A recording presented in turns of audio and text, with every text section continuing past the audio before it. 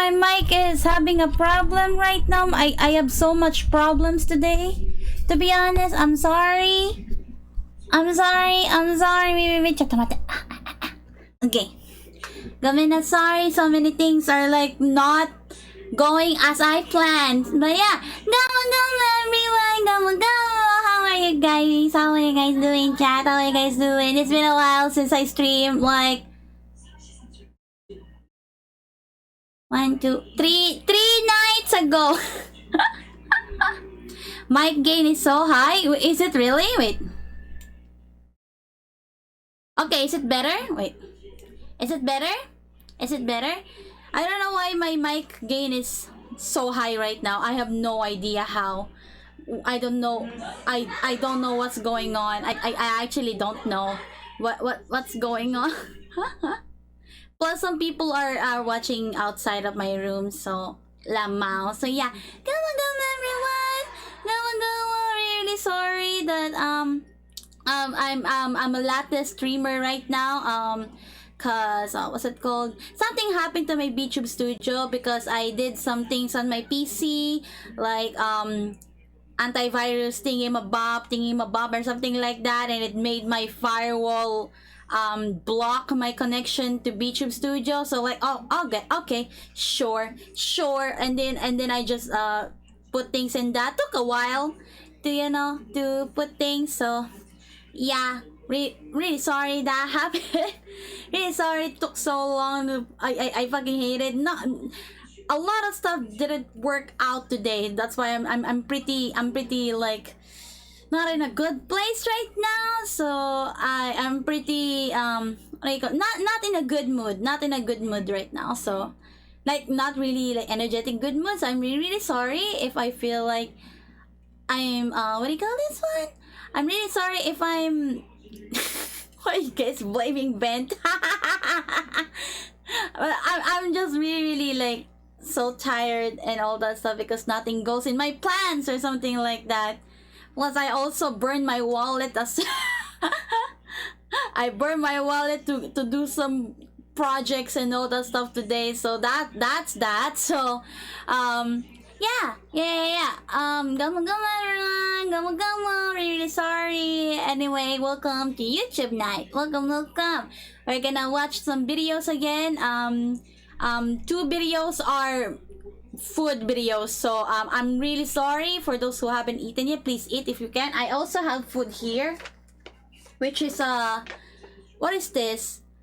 You know, you put like chicken pops thingy-mabob on a freaking waffle thingy. Like you're eating, you feel like you're eating, what do you call this one?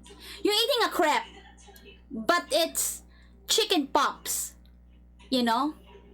So yeah, I had that right now. I haven't like opened it yet, so we'll see though. We'll see. You do need to apologize if you're not in a good mood.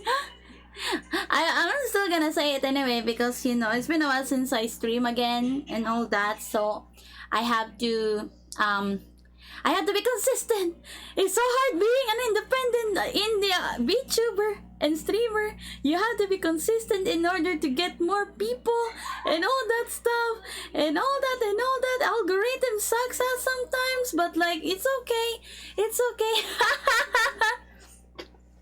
It do be like that. Yeah. Wait, let me see this one first. Okay. I just put my electric fan on my table because like it's pretty hot in here. I don't want to open my door because they're watching something horror, I think, outside of the room. So you might hear them more if I open it. So I'm just gonna put my fan here on the table. So I'm really sorry. See, I told you nothing's going on my flan today. God damn it, fucking bitch. Okay, man. Okay. Anyway. Let's start watching some YouTube night, shall we? Chan? Shall we? Wait, where is it? Wait, check them. This is a 34-minute long food video, so You will see some tempura. I'm not... I can't say that tempura is my favorite, but I do like tempura.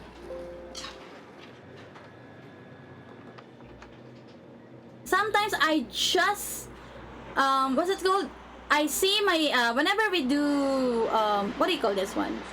Whenever we do go to a buffet with my family, my brother always goes to freaking tempura. He always gets tempura every goddamn time. That's his favorite.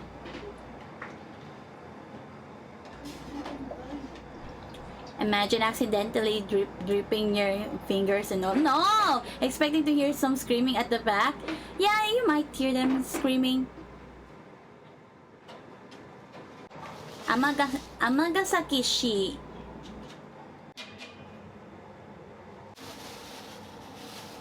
Tempura are just huge. Yeah, that's what I'm thinking. And I'm like, I'm okay with it. I mean, I don't get fed up with it, but I'm okay with it.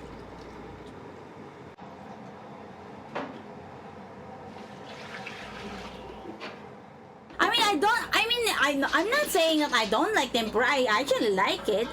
But it's not my favorite. So I guess it really depends on how you cook tempura. That's why I do want to eat takoyaki though. I'm a takoyaki person than a tempura person. So yeah.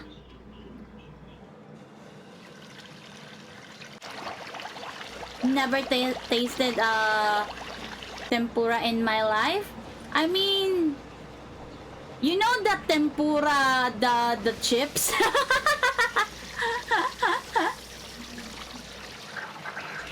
It's not similar. It's not similar, but kinda. No. It's not really. It's not really similar, but like, you get the gist of it.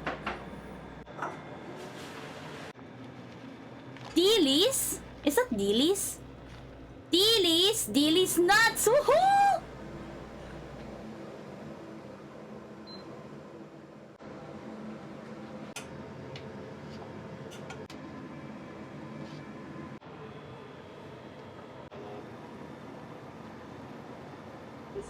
I don't like tofu, so...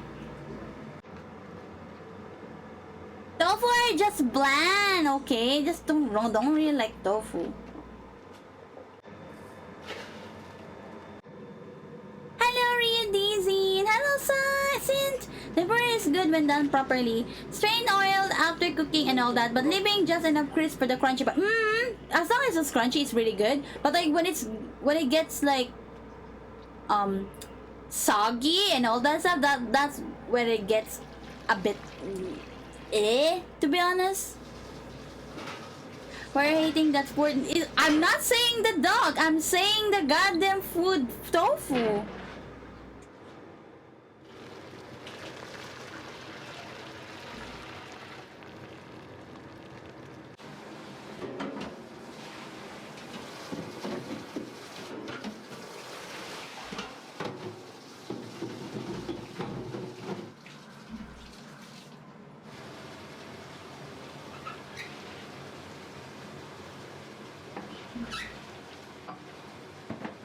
What? Are they reusing oil? Or no? Or it's just me? I don't know.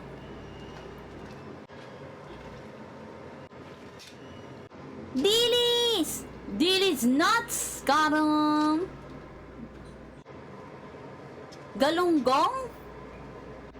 It's too big for a dilis though. Hello, Yuk Zoner.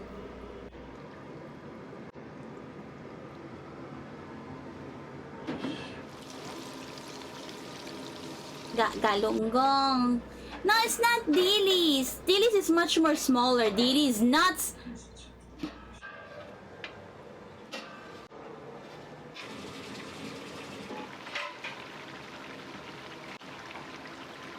How he can prepare food without staining his white. I guess he's used to it. That's a lot of rice.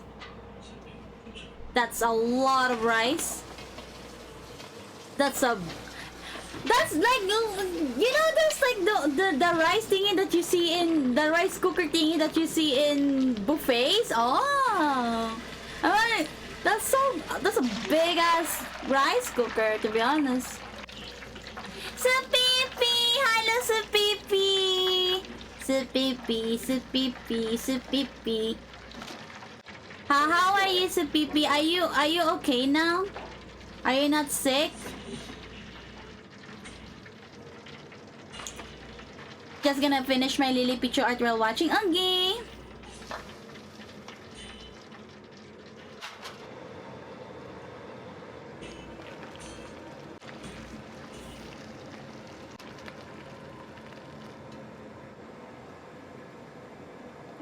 What the heck is that?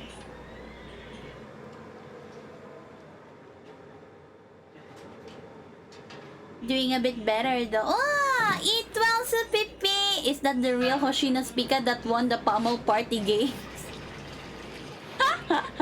Ended up in 4th place!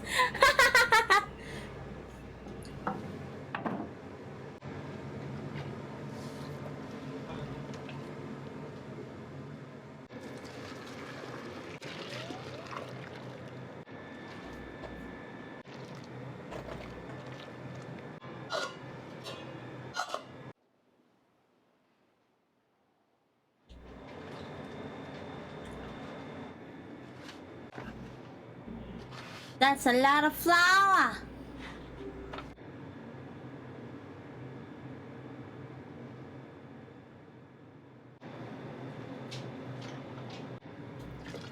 That's a lot of water. Still in the cage.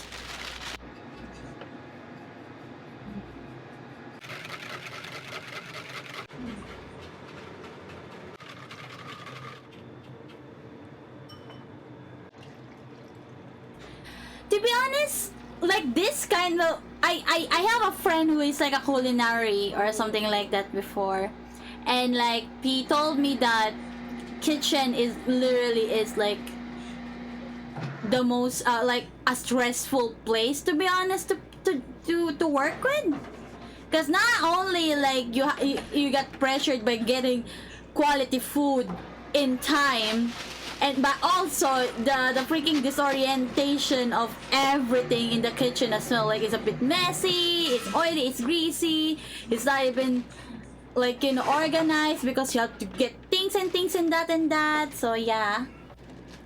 Hello, Nangaru.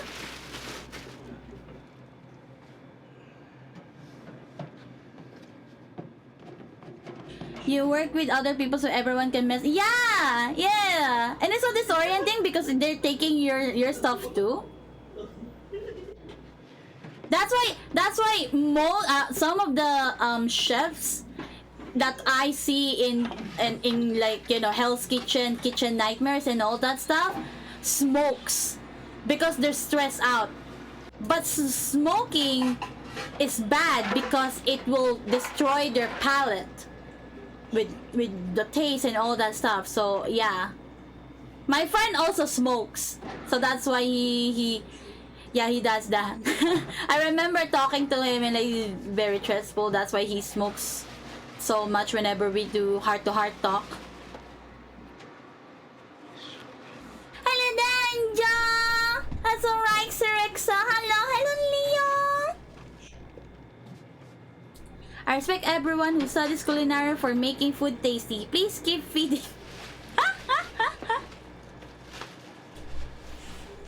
I also like my friends cooking too.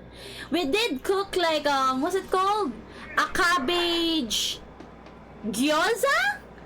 I help him with that, the cabbage gyoza. I tried to roll the gyoza and all that stuff, and then we put like we rolled it, and then we put it in the deep fried and all that stuff, and I'm like, wow. And then it's actually pretty delicious. I actually like the gyoza that we made. Rib cabbage! How comes do be hitting different? Yeah, true. I don't cook, okay? I don't cook. I just help my friend cook, okay? That time. That was an experiment when I tried to eat like a cabbage gyoza. Really is a thankless job. Thank you, Chef. Thank you, Chef. Thank you, my friend who cooks. Who he enjoys cooking, and he's already in Canada working as a chef, and I'm so proud of him. He's getting all those fucking anime figurines, man. Kudos on you, fucking my boy. Let's go.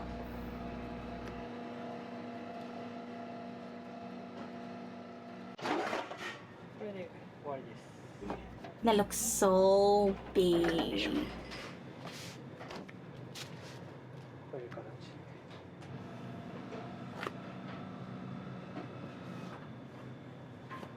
Wow.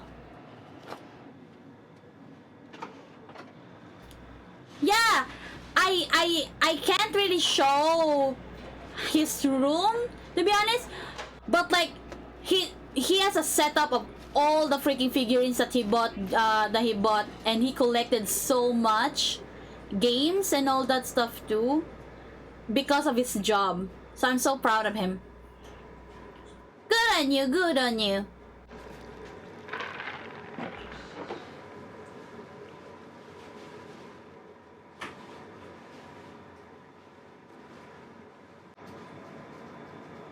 I guess he also watched Shokugeki no Soma. Actually, he did recreate one recipe in Shokugeki no Soma. I actually forgot what it is. He tried to recreate it when he was like having a free time or some shit like that, but I forgot what it is.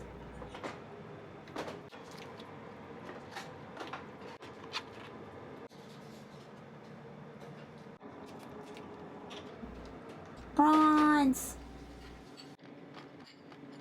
He can do fucking gyoza and all that stuff and all that, some different cuisines and all that stuff, and all me and my other friends cook is hot dog.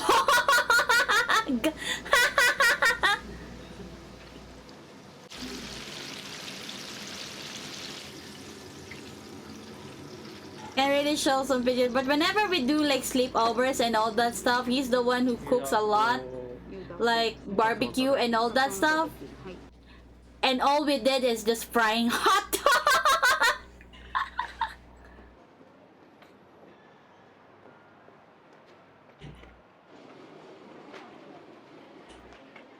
Is it the mangaka an H artist? Is it? I mean, it's obvious, I guess. Look at all those dons.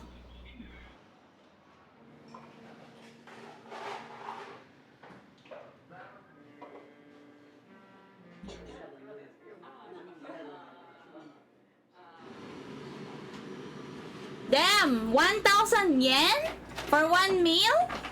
I mean, it's good. 500 pesos is actually like a standard price for these kinds of food, to be honest. And I understand that.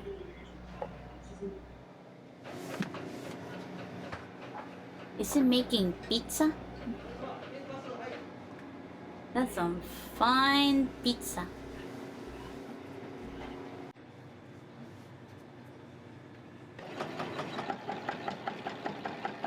Oh, noodles! Oh yeah, noodles! Noodles exist!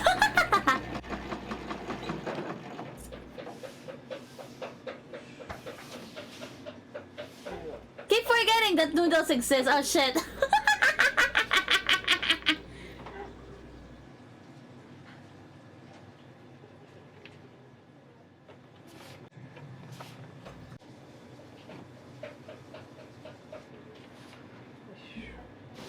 Yoisha.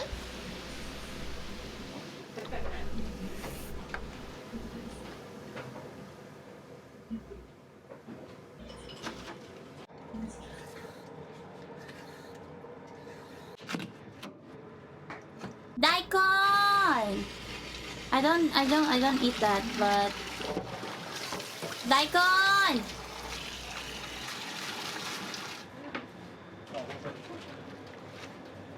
Look at all those nudes.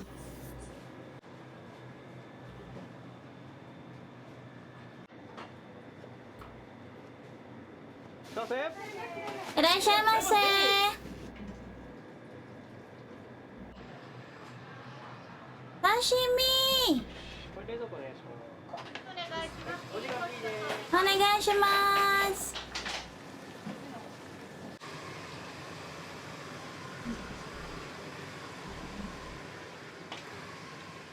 They do that! They do that! The thingy! Like, boom, boom, boom, boom! Getting rid of the water! Oh, there you go, drying the noodles.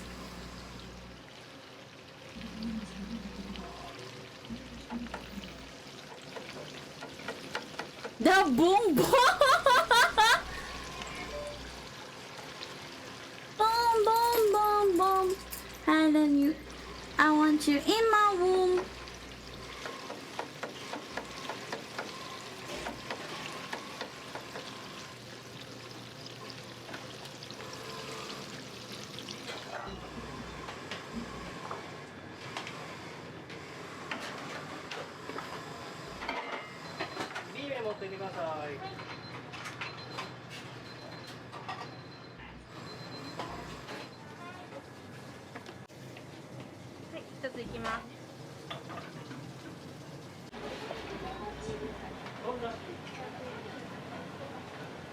He did the boom boom!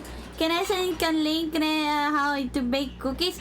I mean, you can put your videos and all that stuff in the video corner. It's strictly YouTube videos though.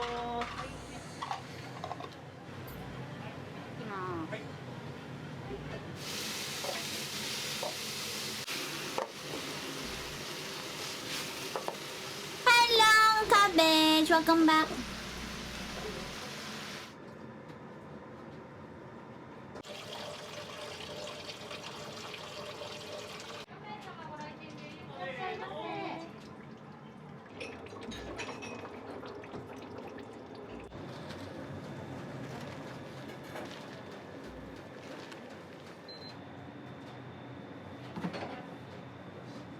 Oh wow, did I get 9,000 followers now on Twitter? Oh wow, congrats to me.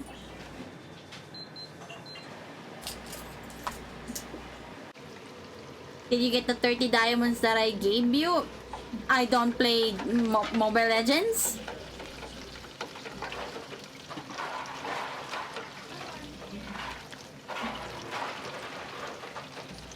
Congrats, thank you!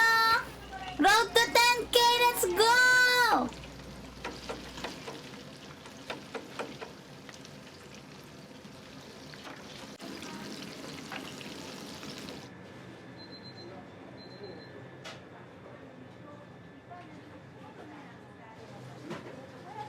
Sun and Moon na cover na ba ito for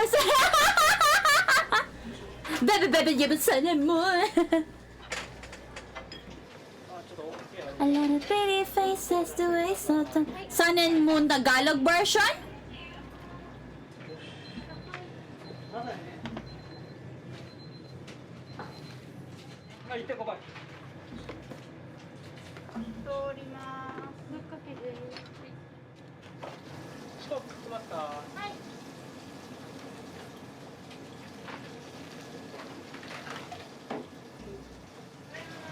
Oh, you did the boom boom thingy!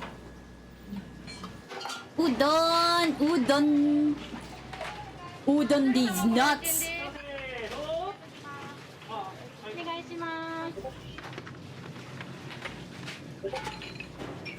He did the thing! He did the thing!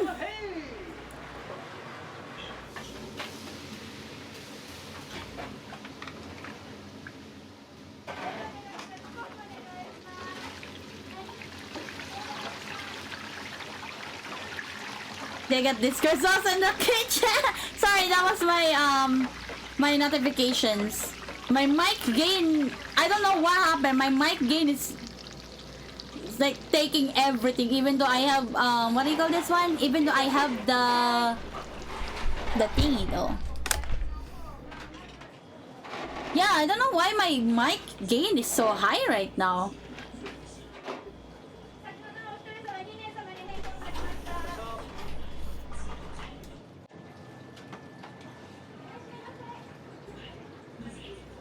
You are picking what?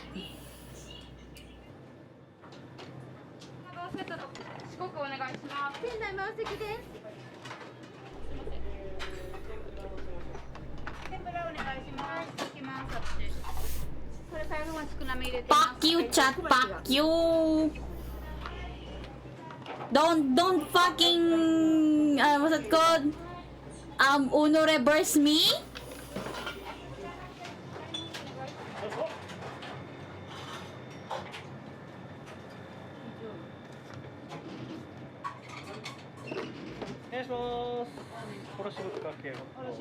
Onegaishimasu. Bukake?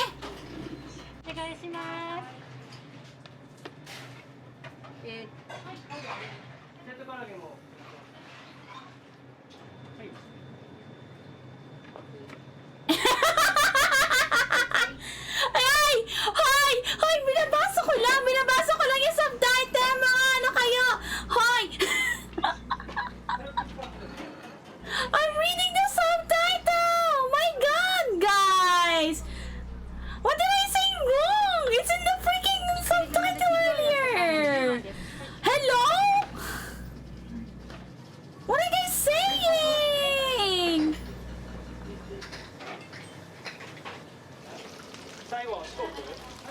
Wow! Oy, ako doon? Oh, no.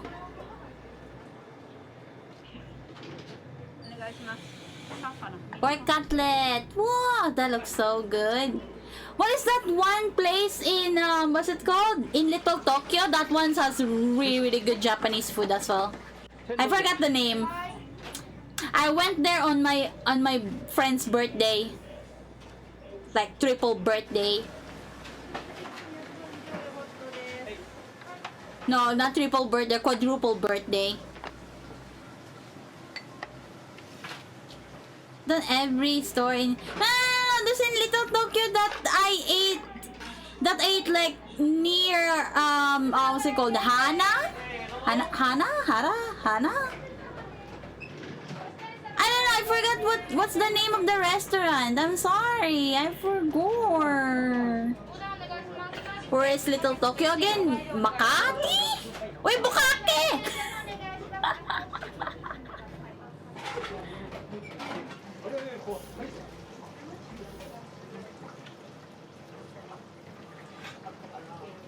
I'm just reading the goddamn. I'm just reading the subtitles, chat. Why are you guys acting like that? What the heck? Wow, yo.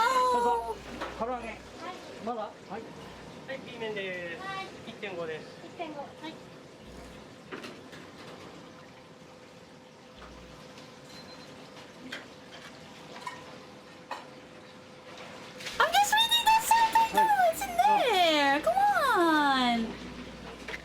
I like those kinds of egg. Like poached egg. Oh, so good. I love poached eggs. I like egg that like the egg yolk is liquid and not full on cook. That's why I really like half cooked kind of food sometimes, even though it's probably unhealthy and probably bad, you know. Hello, Eva! Long time no see! How did I doing?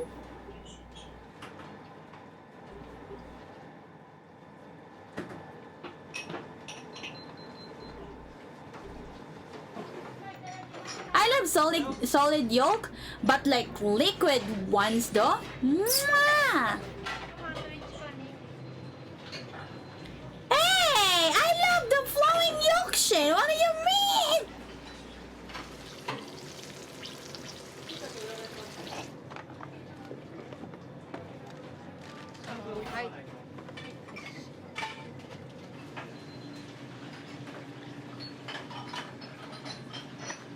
flowing yolk.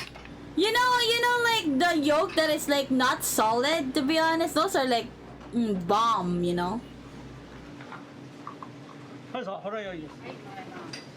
Good to see you in a good mood just coming from work. I'm not really in a good mood ever though, but I'm really trying to make it good mood so that everyone can be in good mood and all that stuff. Yeah, so many things like happened earlier today, that isn't really going as planned.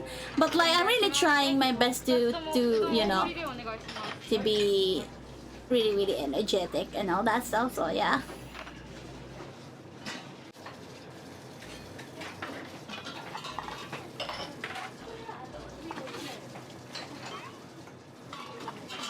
So many places to waste my time, but you're my dream girl.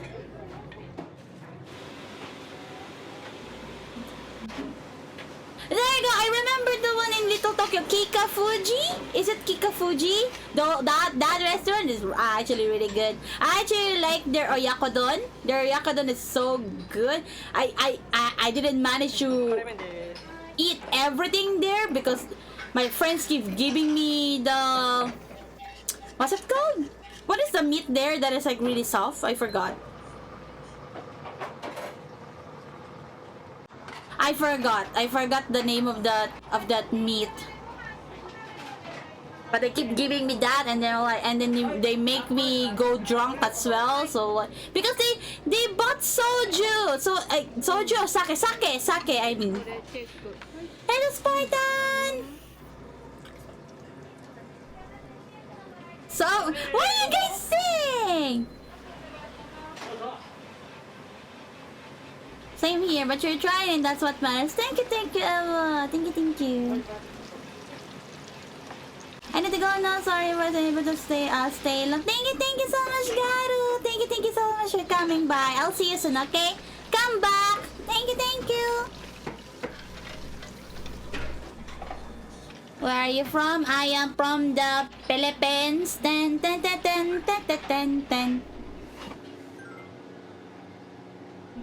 Thank you so much for the follow. Twilight Angel 15. Welcome to the Swell Sphere. Wow. Thank you.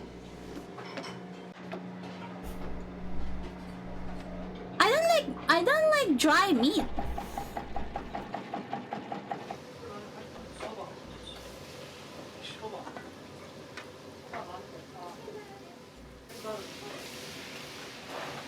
Yeah.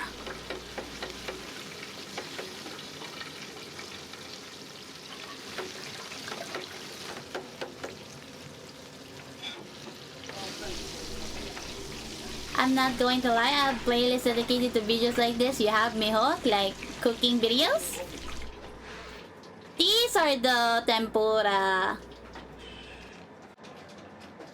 with mushroom though.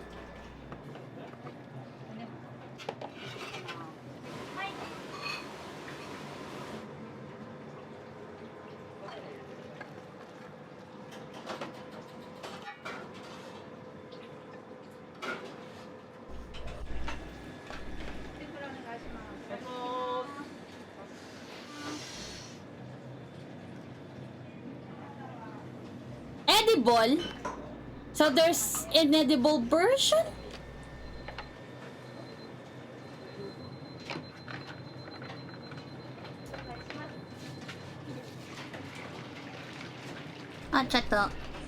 I forgot to charge my phone.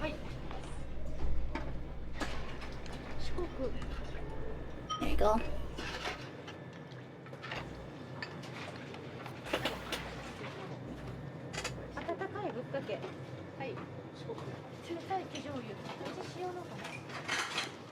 Please no case cooking again. I don't think there's case cooking at the moment. There's another food video though. If you're okay with that.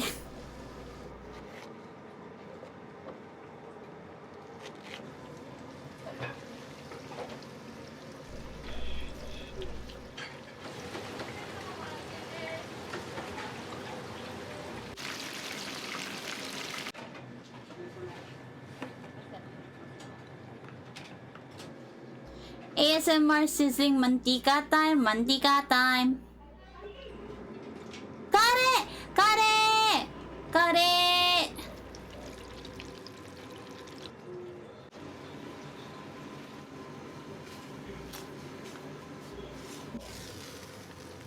Karage! Ha! Look at that!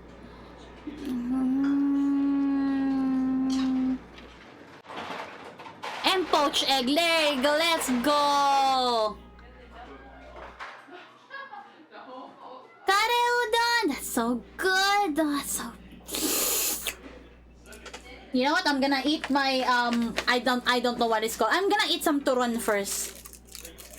Then I'll eat the what's it called? The thingy.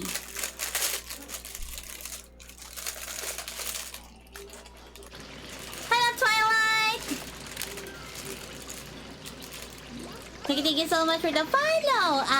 Member50. Welcome to the Sprouts Field. Wow, thank you.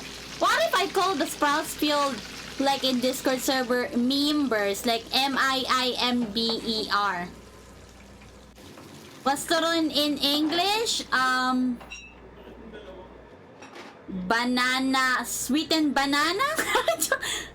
Sweetened banana wrapped?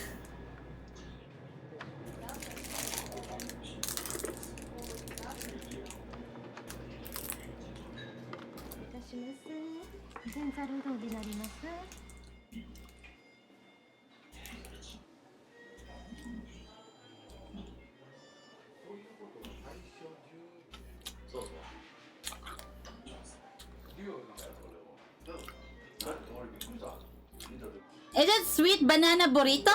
Hello, member. How are you doing?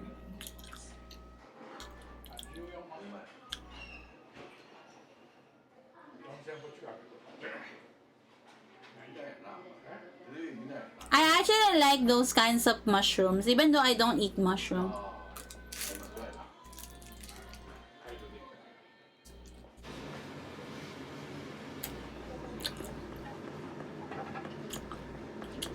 Banana lumpia with caramel. True. Lumpiang banana. True.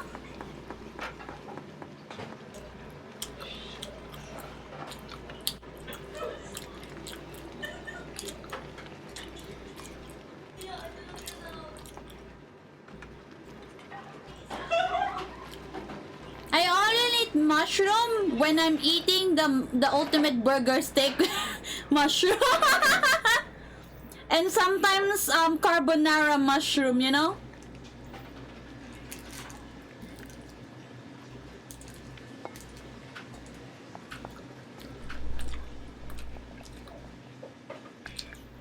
That's why your weighing scale is like to you. You don't eat healthy. Excuse me. I don't look at my weighing scale.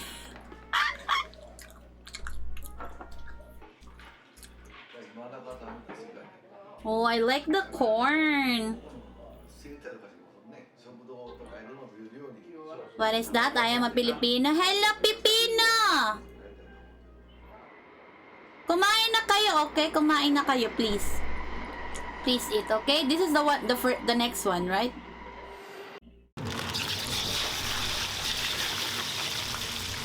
Yep, that's the 1 kilogram lunch is popular. Japanese bento shop that keeps making bento for 24 hours bento.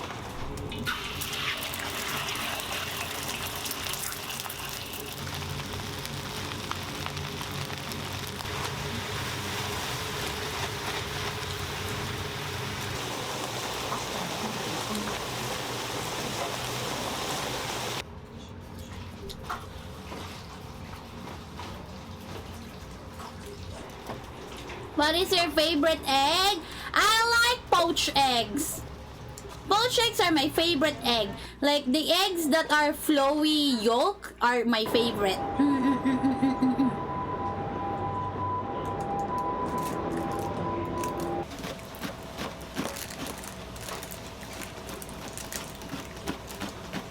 I like my eggs very much.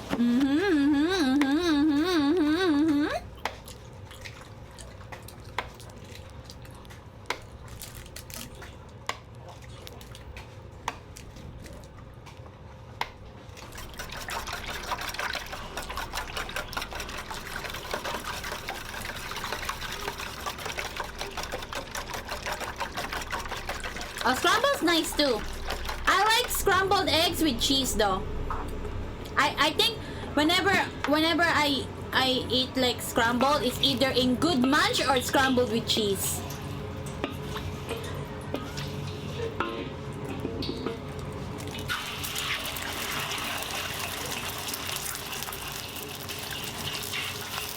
Yeah, I'm your egg. Imagine I'm your egg.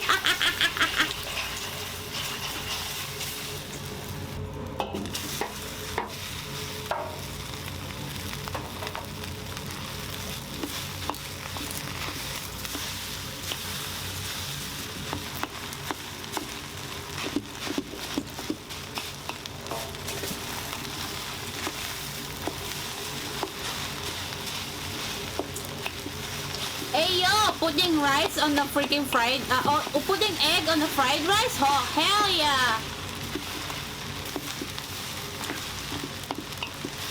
By the way, what is your mascot's name? Eggplant, because it's egg, and then he has a plant there, like a sprout, right? So I call him Eggplant.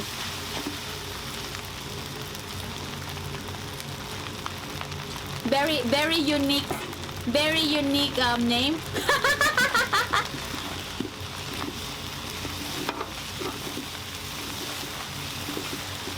No, not doggy! Shut up! It's Eggplant. Hot dog, o nga, no?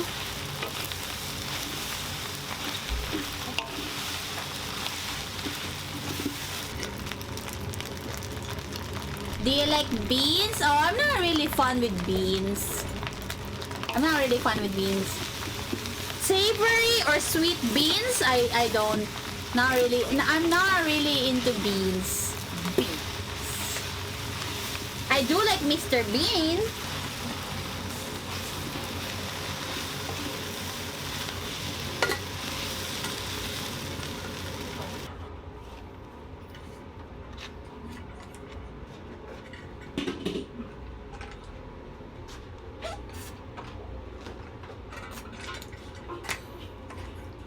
I'm trying to be happy. When did you get Twitch? What do you mean, like, when did I get Twitch? Bakit may yelo sa hotdog? Ay, sausage pa.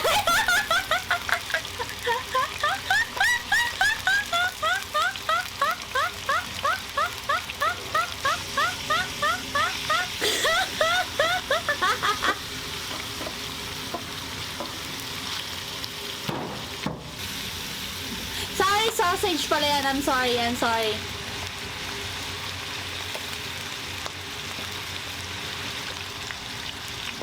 What is it putting? Is that cheese? Bakit may yellow yung sausage? Is that really normal for their sausage? Why? What? Is there like an egg on that sausage? What?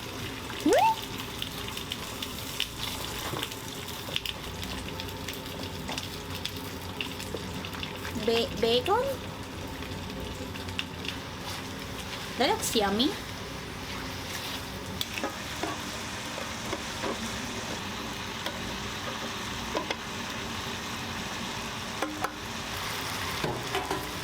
That looks yummy.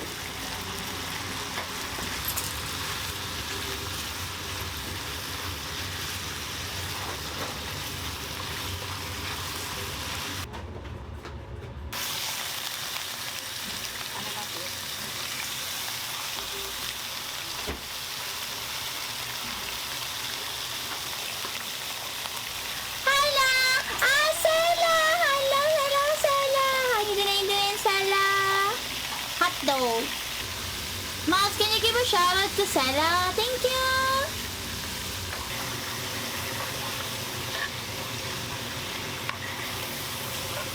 Ano yan? Ano yan? Bakit ganyan?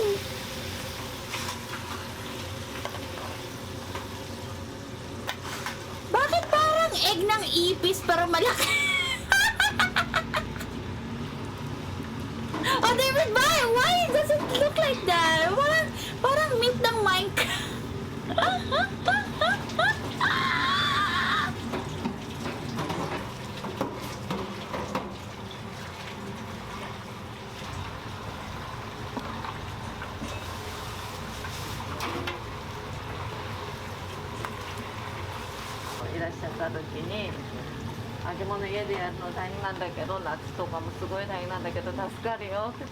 Why is my subtitles is not working? I don't know what's going on. Oh, there you go. When a customer comes, it's difficult. I'm sorry.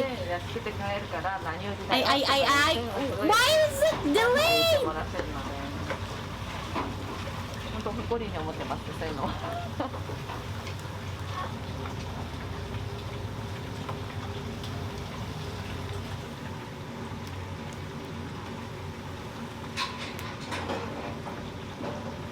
I need some subtitles, man. Why is it always that I'm glad it was useful? Wait.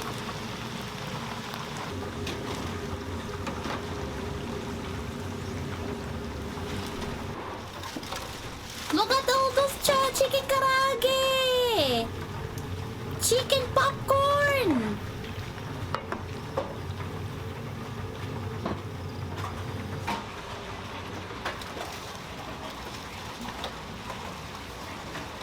I'm glad I'm really proud of this.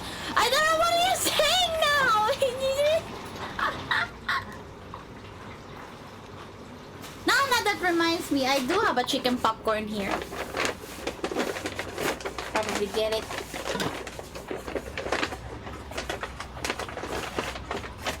Really sorry that you had to hear that. I'm eating a chicken popcorn with a waffle, it's like a freaking crepe but savory, you know? I haven't tasted it yet.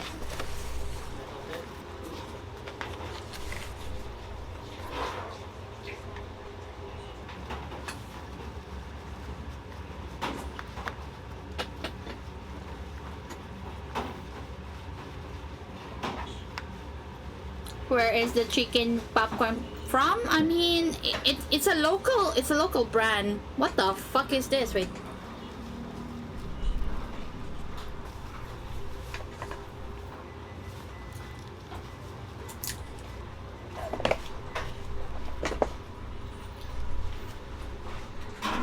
Bro, parang ano, what's it called? When you put the size of your shoes or like your foot size and all that stuff and you cut it, like you trace your foot edges and all that stuff, right? And then you cut it and then it's gonna be like that.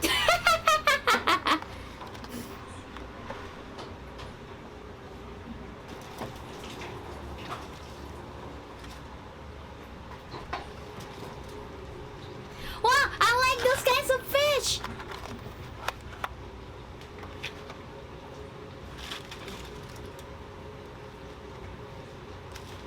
Damn, it's 1 kilogram.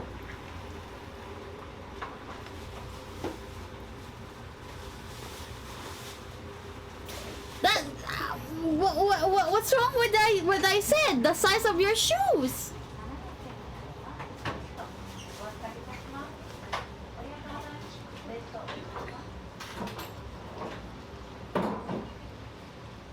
Yeah? What's the most what is the heaviest one, chat? 1 kilogram of feathers or 1 kilogram of steel?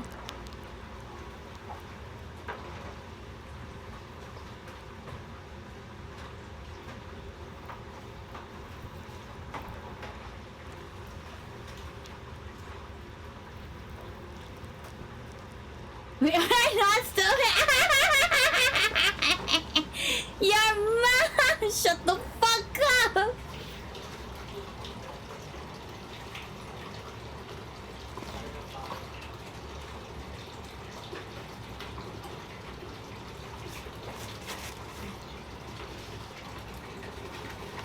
That looks pretty.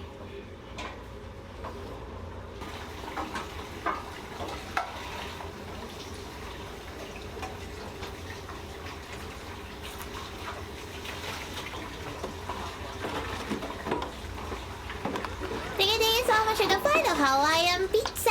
Pizza. Welcome to the Sprout Spiel. Wow, wow, thank you. Pizza with pineapple? What's wrong with pizza with pineapple? What? I feel pizza with pineapple is okay. Hawaiian pizza is okay.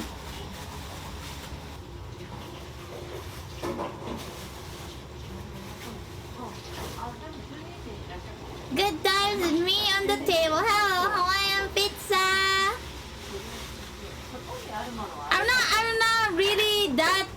I'm not really that what's it called, hater of a pineapple on pizza. I think it's a good balance between sweet and savory. Like, oh.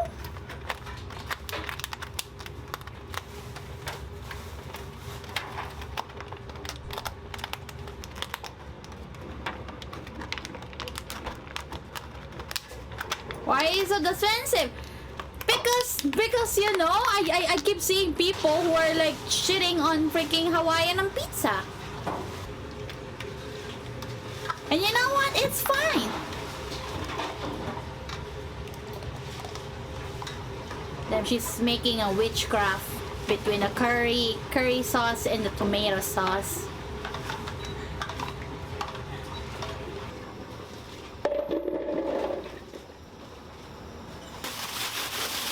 It's blasphemous to Italian pizza, but a Greek guy who's in Canada didn't stop them making Hawaiian pizza. Oh hell yeah, follow your dreams!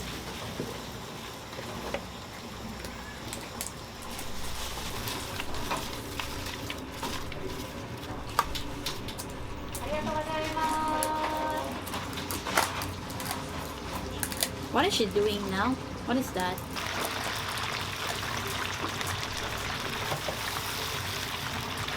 Italian, Mamma Mia, Mamma Mario.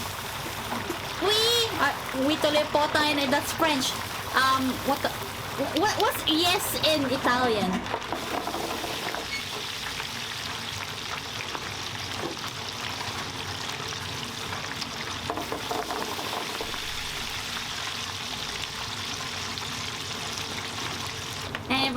Pizza around the world are NY style. I guess so. We got used to it. I guess it's so Americanized. See? Is it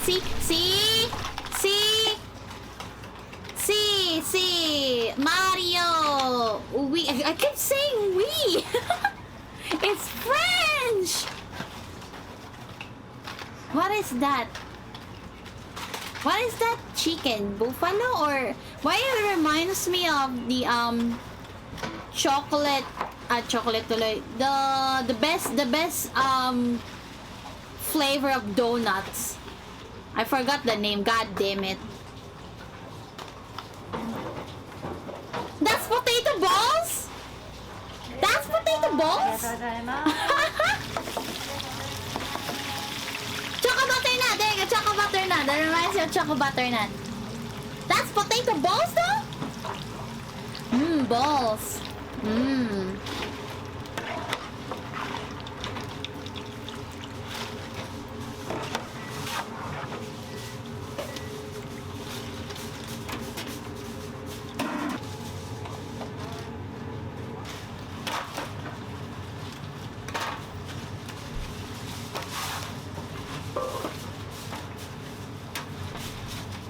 I'm trying to be happy. I'm trying to find a way in this never-ending way. Goodbye. Why did Dunkin' Donuts has choco butternut? KK's have classic glaze. What about the... First we have classic glaze. What about the other donut stores? Mr. Donut has... I think Mr. Donut's Bavarians are actually pretty good, not gonna lie. Just the Bavarian. Just the Bavarian. I'm pretty picky with my donuts. Hello, Cheryl Luffy. I prefer Krispy Kreme over Jayco as well. Because I do like their classic glaze. Donuts? Hello, Arza! Yes, donuts? Donuts? Bavarian! Yeah, Bavarian! But I prefer Krispy Kreme because, you know, classic glaze is like the classic, you know? Al Capone?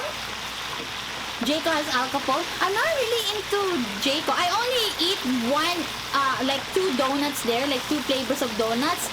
The other one, the one is a cream cheese donut with sprinkled chocolate there with crisping above checkered kind of pattern. That one is my favorite, and the other one is with the almonds, with almonds. And yeah, that's all the freaking donuts that I ate in Jayco. Whenever my parents like buy a Jayco or something like that, I always eat the one with the cream cheese and the almond, and that's it. Local bakery donuts, any donut though. You know what's the best one? You guys know the best one, huh? You guys know the best one? Those goddamn 5 pesos pancake every goddamn, you know, like may mga palamig, ganon. Best freaking food. 5 pesos pancake. Yung mga yellow na, good shit.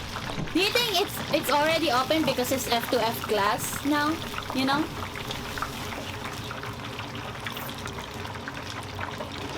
As a member of Jayco community, I declare war on the Krispy Kreme.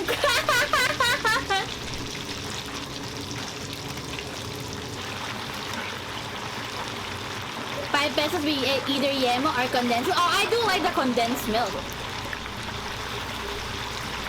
I'm getting hungry, yeah. You know, it's funny because I put the what's it called? My chicken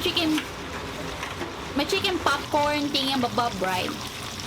And it's already like it's already going on my nose already because it's actually really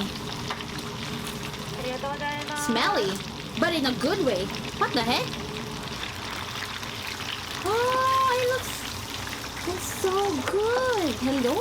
Wait, it smells so good, but I wonder how it tastes like. I'm gonna put the stuff first.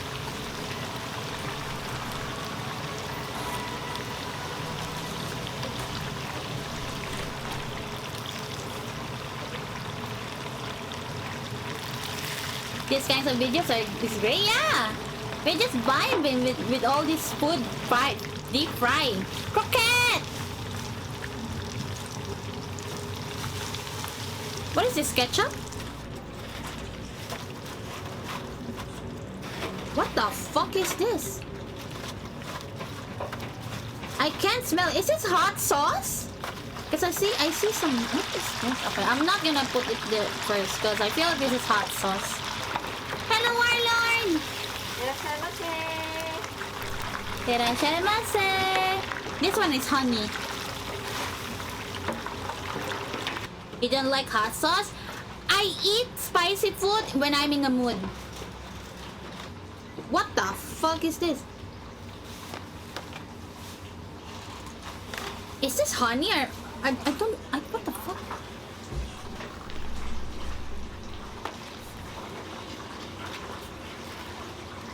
Yeah, I eat spicy food if I want to eat spicy food.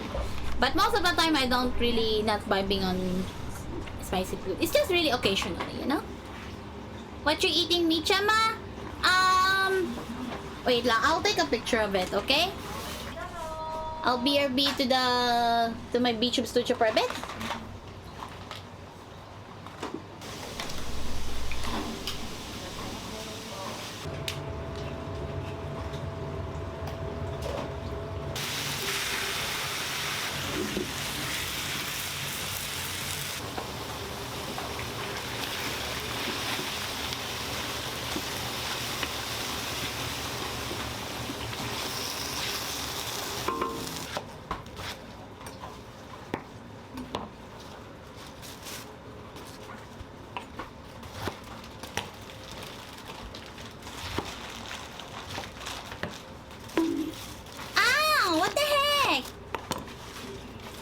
It's in the hungry corner in my Discord server.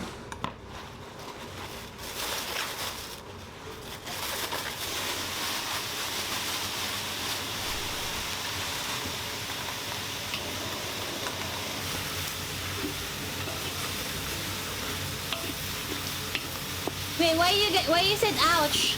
Did something happen?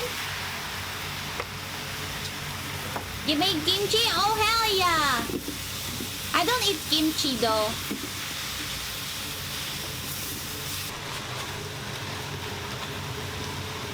Spicy? I guess that kimchi is okay if it's spicy, yeah.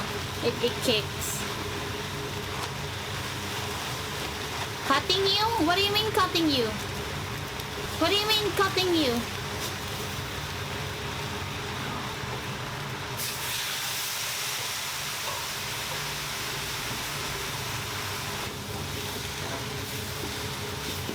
Oh, spicy food? Mioy, hello, golden pagita, mo. Ah, the chefs are cutting cabbage.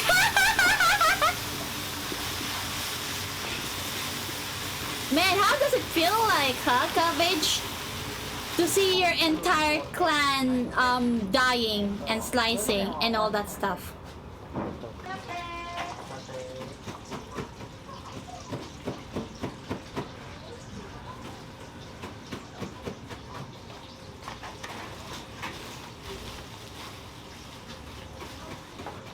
Cabbage is just like Sasuke! Sasuke, resent me. I don't know much Naruto, but I know that Sasuke is like, you know, clan and all that shit. Sasuke from Fortnite, true. Imagine if like newer generations and all that stuff, and then they look at Naruto and be like, oh my god, Naruto and Sasuke from Fortnite.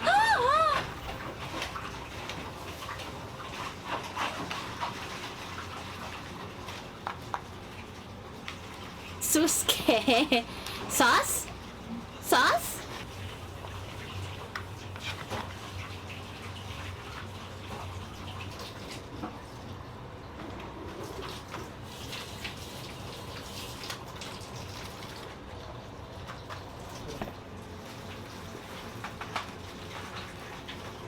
Goku dancing K-pop is... My god, what the fuck happened to Fortnite, man?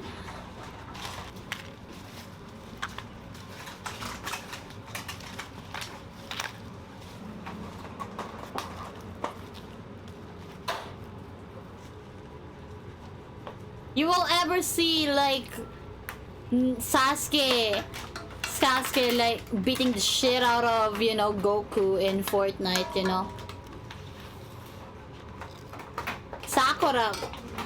Sakura beating up Goku though.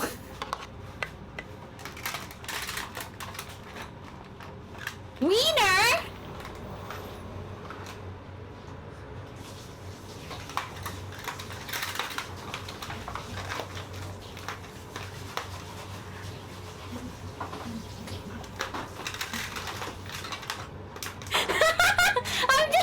I'm just reading the subtitles, chat. I'm just reading the subtitles.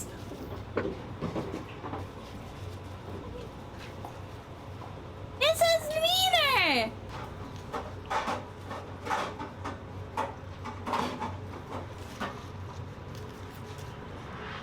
One kilogram lunch box.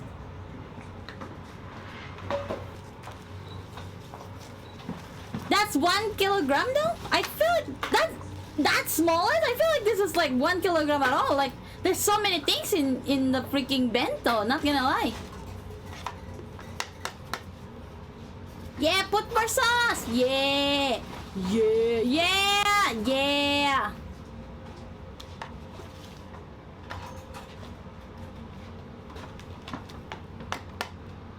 Yeah, 1 kilogram is a lot. That's a lot.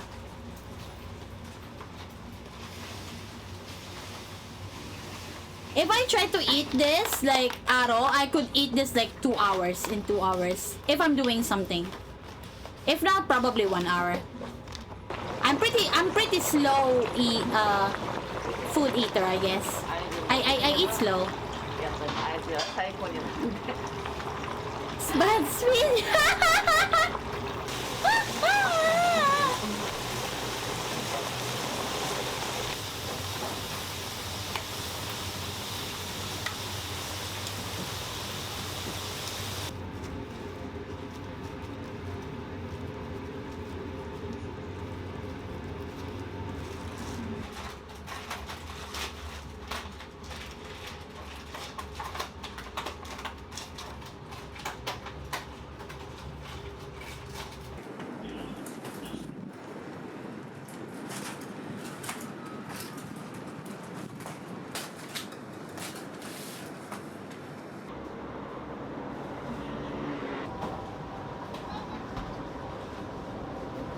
Look at all those bentos!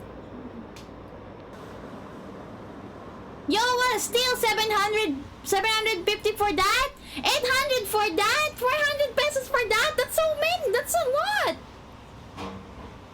550 for that shrimps? That's like 225 pesos only. What? That's a steal. That's a steal. What?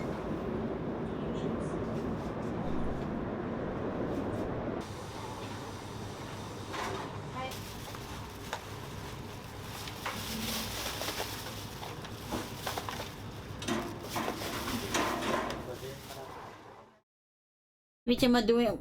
What the fuck do you think I am? And I'm that stupid. What the fuck? Okay, we're done with food videos now. Let's go to when you're the driver in Phasmophobia.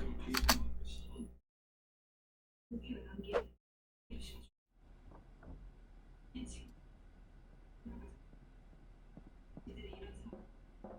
gotta go! We gotta go now! What are you doing? Let's go! You forgetting something? Oh, right! Ah!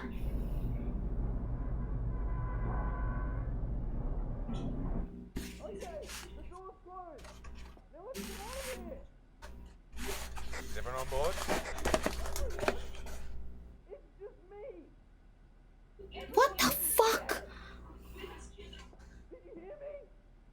Everyone else is dead! There is an actual ghost in that house, and it murdered everyone! I don't know about you, but I do not get paid enough for this!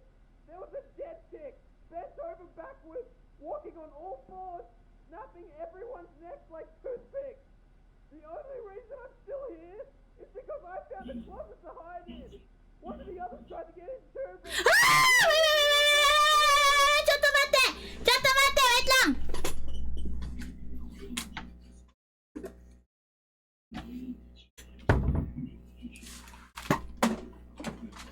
Tangina mo! Wait lang! Lumayas ka dito!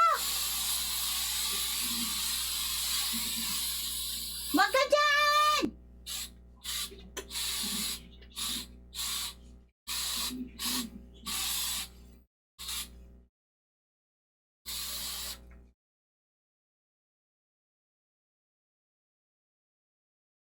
I hope he's dead. Wait.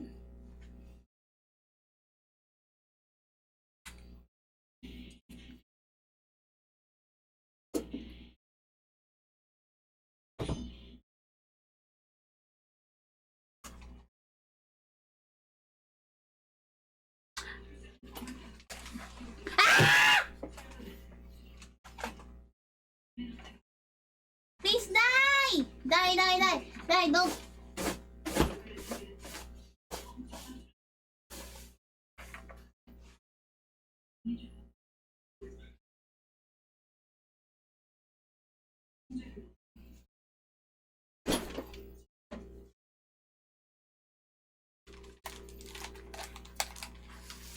Hi chat, I'm back. I'm really sorry. It's not Antonio. It's a goddamn moth.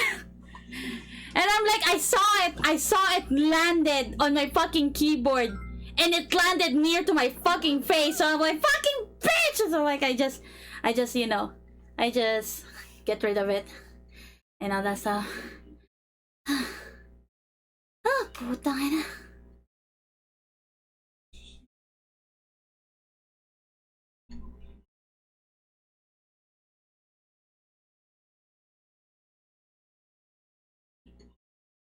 Thank you so much for the follow. Shocker 1, 2, 3, 4. Welcome to the Smiles Bay. Wow, wow, thank you. Really sorry. Okay, let's continue. I'm sorry. I'm sorry. I held the door closed! I held the door closed to watch my own teammate die in front of me! Just so I could live!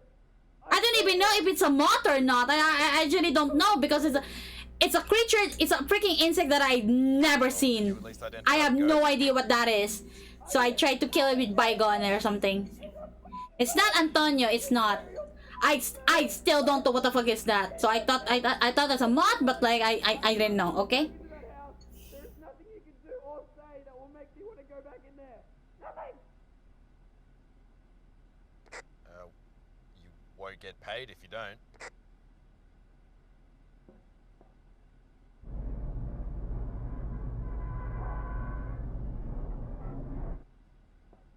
Just so you know, I have a wife and 2 kids, and a dog named Scruffy. If I don't come back, let them know that I love them, and that Daddy went out like a true hero, trying to identify a ghost for $12 an hour. No, it's not butterfly. It's different from a butterfly. I don't know if it's a moth or something as well too. It's more like a dragonfly or something. I'm not really sure anymore. Yeah, Is that salagubang?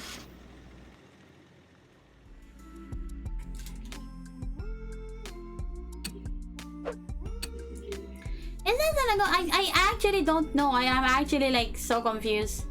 But anyway, I dealt it.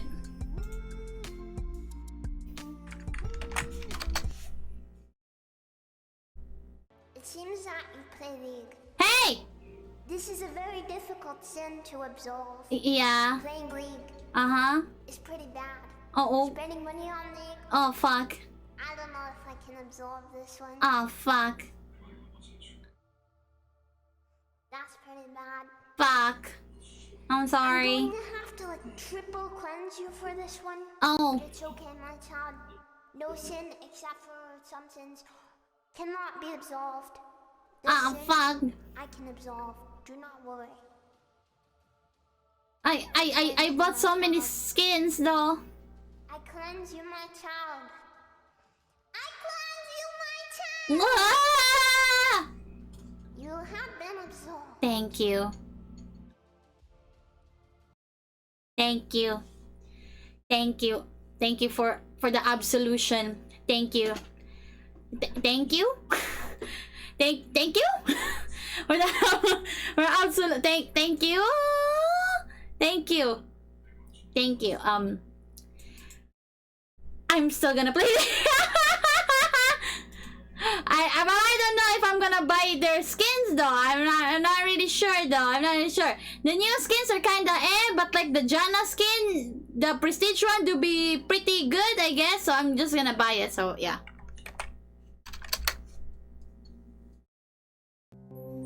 Hello, Frenzy. How you doing? If the world were clear, art would not exist. Is Albert life Camus meaningless? grew up surrounded by violence. His homeland of Algeria was mired in conflict between native Algerians and colonizing French Europeans. He lost his father in the First World War and was deemed unfit to fight in the Second. Battling tuberculosis in France and confronting the war's devastation as a resistance journalist, Camus grew despondent. He couldn't fathom any meaning behind all this endless bloodshed and suffering. He asked, if the world was meaningless, could our individual lives still hold value? Many of Camus' contemporaries were exploring similar questions under the banner of a new philosophy called existentialism. Existentialists believe people were born as blank slates, each responsible for creating their life's meaning amidst a chaotic world. But Camus rejected their school of thought. He argued all people were born with a shared human nature that bonded them toward common goals. One such goal was to seek out meaning, despite the world's arbitrary cruelty. Camus viewed humanity's desire for meaning and the universe's silent indifference as two incompatible puzzle pieces, and considered trying to fit them together to be fundamentally absurd. This tension became the heart of Camus' philosophy of the absurd, which argued that life is inherently futile. Exploring how to live without meaning became the guiding question behind Camus' early work, which he called his cycle of the absurd. The star of this cycle, and Camus' first published novel, offers a rather bleak response. The Stranger follows Meursault, an emotionally detached young man who doesn't attribute much meaning to anything. He doesn't cry at his mother's funeral. He supports his neighbor's scheme to humiliate a woman. He even commits a violent crime. But Meursault feels no remorse. For him, the world is pointless, and moral judgment has no place in it. This attitude creates hostility between Meursault and the orderly society he inhabits, slowly increasing his alienation until the novel's explosive climax. Unlike his spurned protagonist, Camus was celebrated for his honest philosophy. The Stranger catapulted him to fame, and Camus continued producing works that explored the value of life amidst absurdity, many of which circled back to the same philosophical question. If life is truly meaningless, is committing suicide the only rational response? Damn. Camus' answer was an emphatic no. What? There may not be any explanation for our unjust world, but choosing to live, regardless, is the deepest expression of our genuine freedom. Camus explains this in one of his most famous essays, which centers on the Greek myth of Sisyphus. Sisyphus was a king who cheated the gods and was condemned to endlessly roll a boulder up a hill. The cruelty of his punishment lies in its singular futility, but Camus argues all of humanity is in the same position. And only when we accept the meaninglessness of our lives can we face the absurd with our heads held high.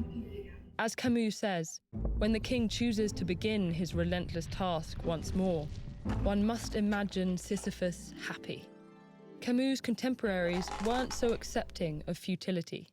Many existentialists advocated for violent revolution to upend systems they believed were depriving people of agency and purpose.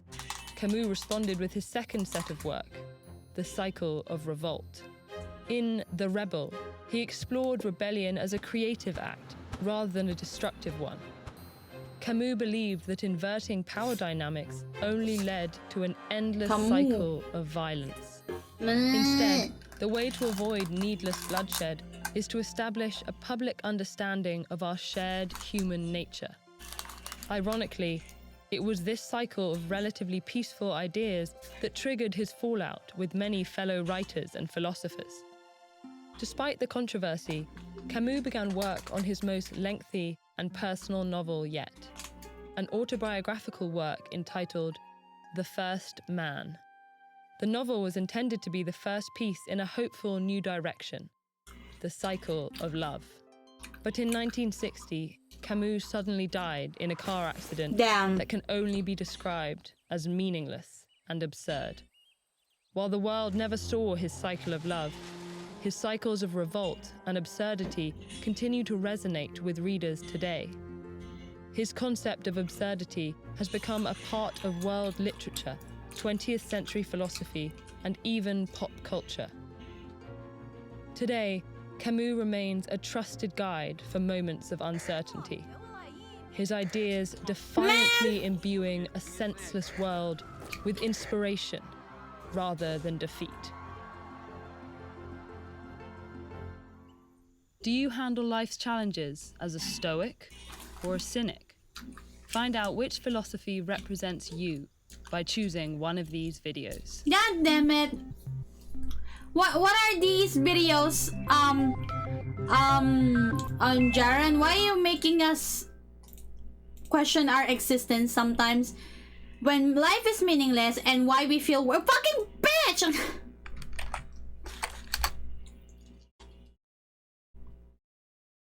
You know, man doesn't stand forever, his nullification. Once there will be a reaction, and I see it setting in, you know. When I think of my patients, they all seek their own existence, and to assure their existence against that complete atomization into nothingness, or into meaninglessness.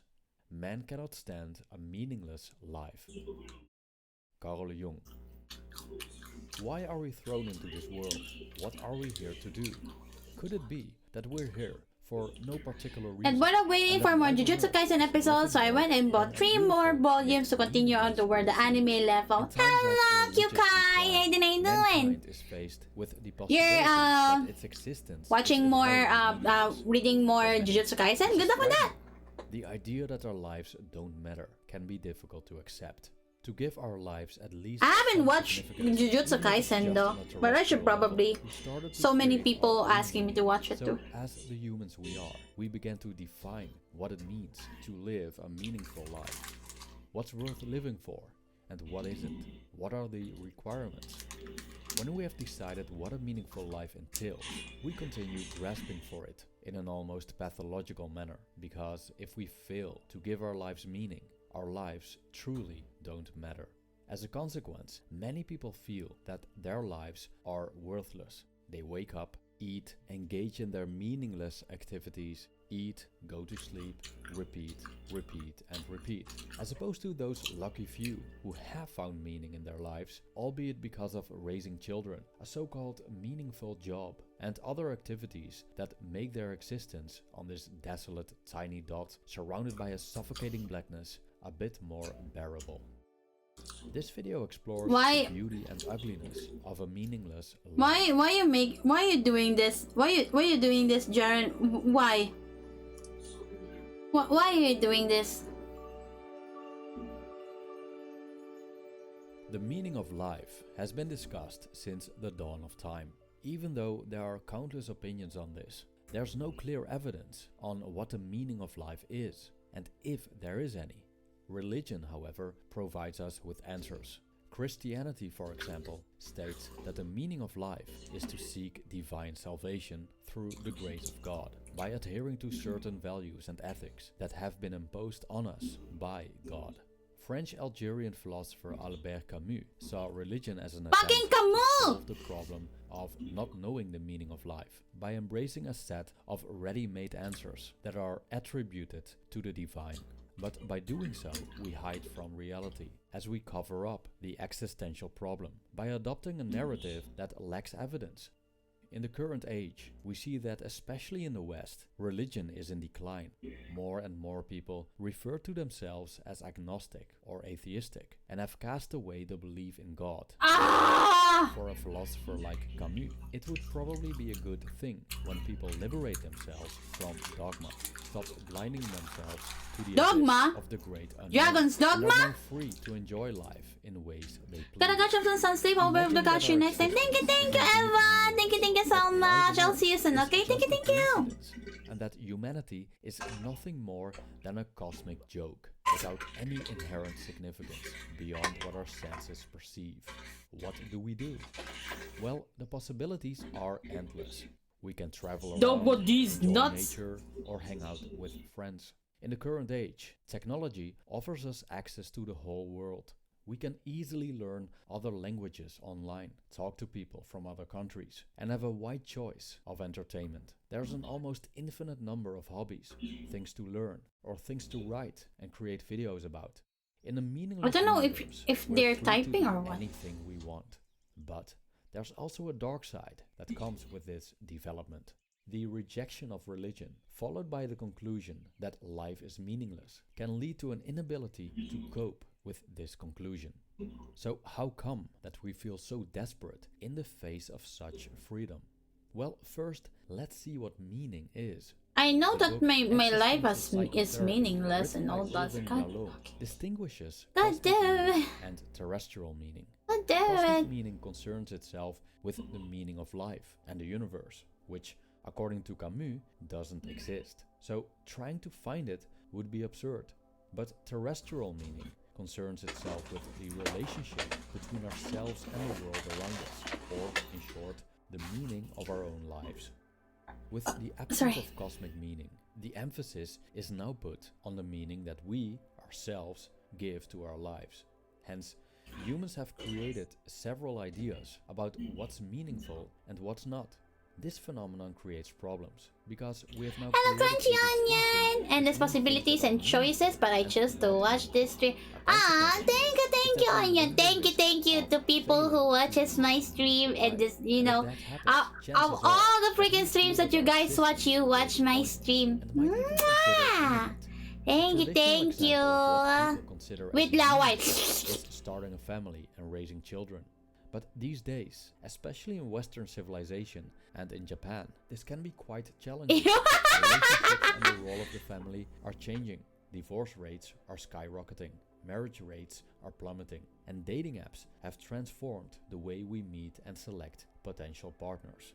Japan's population is in decline. Why? Currently, more than half of young adults in the US are single. Mga And US one-third of people nga European naman. households comprise single adults without children. In Sweden, it's more than half. The family, something that once was considered sacred, has lost its significance. So many people now experience the absence of family as a source of meaning and mourn over this, because what once seemed such an intrinsic part of life has now become a shattered dream. What meaning does my life have without children? One could ask. But also, modern ideas of meaning that could replace the traditional ones can be failed to achieve. In a world where everyone is looking for purpose, so-called meaningful work, being part of something significant, something special, not attaining these things can lead people to despair. Facing what Carl Jung called that complete atomization into nothingness or into meaninglessness, we're desperately searching for purpose in a chaotic world where traditional ideas of meaning, including religious ones, have faded. So the very idea that Pandemic pa me, bakit certain characteristics, whether it's being a parent as opposed to being childless, having a meaningful career as opposed to having a Uy, meaningless Wacom! job, engaging in meaningful activities as opposed to watching Netflix and playing video games, can be a source of great misery. Oh goddamn! With What? religion, we let others impose their ideas of meaning on us, telling us what to do and how to live, simply because we believe that we can't live without meaning. As Albert Camus stated, Oh "I my continue to fucking believe god! that this world has no ultimate meaning. True though, But I true, know true. something Can't really is as a meaning, talk but as a about man, does religion his and all own that stuff creature today. insist on Right having now, meaning?" and End quote. to be honest, I kind of When don't life want is to. inherently meaningless, which seems to be the case when looking at it from a cosmic point But of that's view, actually the with sad knowledge truth. Not we gonna have, lie. then in what way is what we perceive as meaningful more meaningful than what we perceive as meaningless? Alien. The beauty of living in a meaningless universe is that all definitions of meaning are subjective. The search for meaning is, therefore, futile, as we decide ourselves what's meaningful and what's not, and thus meaning is not to be found elsewhere than in our own imagination. It's a human experience. It happens in our minds. When life feels meaningless, it's probably not because of life itself, but because of the way we define meaning in the first place. A tree becomes special if we make it special, and a stone becomes an idol if we attribute that meaning to it. And so, the most simple and mundane things become meaningful if that's what we decide them to become. Instead of participating in the rat race of meaning, we might want to let go of these constructs of what's meaningful and what isn't, and begin to decide that for ourselves. Or we could even go one step further and find meaning in the simple things of life, like taking a walk in the forest, watching a dog playing with a stick, or having a chat with the neighbors. In the end, the need for special purpose is just another illusion created by our own minds to shield ourselves from the frightening but plausible possibility that our lives are inherently pointless and that there's nothing we can do to change that. Damn. Thank you for watching. That's actually true though. Now that you think about it, I guess some people, I can't really say it. It's more like some people are really dependent on some people, or like superstition, or like something like supernatural or something like that, because they thought that you have meaning because of it. I guess that's a way to look at it and all that stuff. Also, sorry if you're hearing the Discord notifs and all that stuff. It's just my phone doing notifs, so yeah.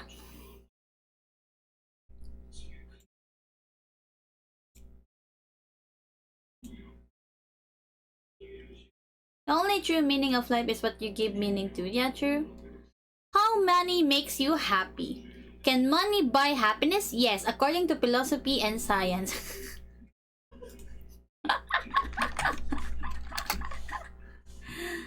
Some people claim that money is the root of all evil, pointing at the enormous amount of violence humanity imposes on itself, motivated by acquiring it.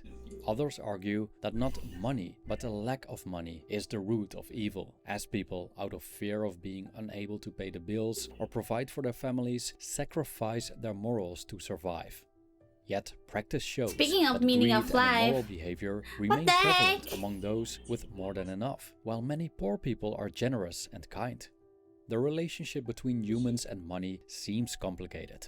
For example, some say money LEC can't just buy drop a happiness banger because rap happiness again? comes from within, or What perhaps banger from rap? things money Like, I can't am the buy, one like love, friendship, inner peace, and purpose. Others I claim that forgot money who certainly put can buy that in happiness, as money freaking buys you great is it experiences, MSI like traveling around Worlds? the I am world not or too going to festivals and LCK, concerts. I'm not really Moreover, sure what with the fuck enough is that. cash, you'll be able to retire and live without the I stress remember of working a job I remember and like being they used unable that to bear the song cost of living. as an intro Unsurprisingly, the to, you know, question, introduce "Can money like make you happy?" esports often players leads to like Sina endless Faker and all that discussions without stuff. satisfying And they use answers. that goddamn song. I am the Nevertheless, one. money makes the world go round. Aside from an extreme minority, we all need money to live our lives. But there are differences in how we handle money and how we experience its value. Some get by with little, and others are perpetual squanderers. Some are perfectly content, earning a modest salary, supporting their frugal lifestyles. Others have millions, live lavishly, and only crave more. Damn. So it seems that the amount of money you have doesn't correlate with how happy you feel. Fuck. But does that mean that money cannot buy you happiness? Not necessarily. According to research and the ideas of certain philosophers like Epicurus and Schopenhauer, money can buy you happiness. You just have to know how to spend it. Can money make you happy? Many things in life come with a price tag, varying from the essentials like food and water to extremely luxurious items like a $17 million Rolex. But in terms of Who happiness, does not all that? Like purchases buying are expensive worth watch. spending your I could money on, never. as some are I don't disproportionately have watch, expensive to be compared honest. the actual pleasure they provide. I'm okay To with my determine phone the as my smartest watch. purchases, we might want to look at Epicurus' philosophy of pleasure. The ancient Greek philosopher distinguished Roll natural gacha? and vain desires, Nah. which we have explored more extensively in the video The Philosophy of Pleasure. Epicurus distinguishes between necessary and unnecessary natural desires. Necessary natural desires are hunger, thirst, and the need for rest and sleep, as we naturally desire them and also need to satisfy them for survival. Unnecessary natural desires are the desire for expensive food, having an extensive social pawn it circle, when you or guys grow, sexual bro? Really? advantage, as we also naturally desire such For things, pawn but purposes? don't need them for survival. Vain desires, however, we don't need for survival and aren't natural. I'm not really For into example, watches, who needs so a that's that. $17 million Rolex? It doesn't satisfy any natural desire. The It's desire just a for watch. this item comes from I opinion. We have believe my, a costly my watch is watch just makes my us phone, happy, and that's probably it. I because think of I'm clever okay with it. marketing, or because people in our peer groups say so. Also, the desire for expensive things can never be satisfied, unlike, for example, hunger or thirst. We get bored quickly after purchasing something costly that we don't need. There's also no natural limit to such pleasures, so we tend to crave more after we obtain them. On top of that, a person needing such expensive things walks an arduous path of constant perturbation because of fear of loss, not receiving the things one desires, and the stress and hard work to satisfy I watch, but I get cravings. used not to wear one. Moreover, the person Yeah, I guess I had accumulating extreme like wealth paints a old target on watches his back. before, but then I don't According to Epicurus, I we keep don't forgetting need vain desires to wear to it. That's why experience I'm happiness. not using it. However, And then we need to fulfill Yeah. our natural desires. Pleasures that satisfy these desires are cheap and easy to obtain, compared to most vain pleasures. How many meals and thirst-quenching beverages will $17 million buy? yeah, Probably more than I we could need buy like within 10 I could human probably get like lifetimes. a whole Epicurus freaking stated, "Natural what do you wealth call is this one? limited, A whole easily freaking obtained. characters in The Genshin in wealth defined by C6. vain fancies is always Not beyond really? reach. Probably. I don't know. Even though the example of the $17 million Rolex is extreme, Epicure's underlying lesson is that happiness does not ensue by adding to one's riches, but by keeping one's desires fulfilled. And that the ultimate shortcut to keeping one's desires fulfilled is keeping them limited. C6 and sketching easily pack satiable. you! Therefore, satisfying vain desires for happiness isn't an effective strategy. The juice simply isn't worth the squeeze. Moreover, a Harvard study suggested that buying many small pleasures is better than fewer larger ones. Best YouTuber for life lessons. Hello, Arya Cookies, welcome One of back. life's most significant stressors is needing money to survive, which for most people comes from working a job. But if your stack of cash is large enough, you won't be required to work to survive, and thus you'll be free of the stress of needing to be employed.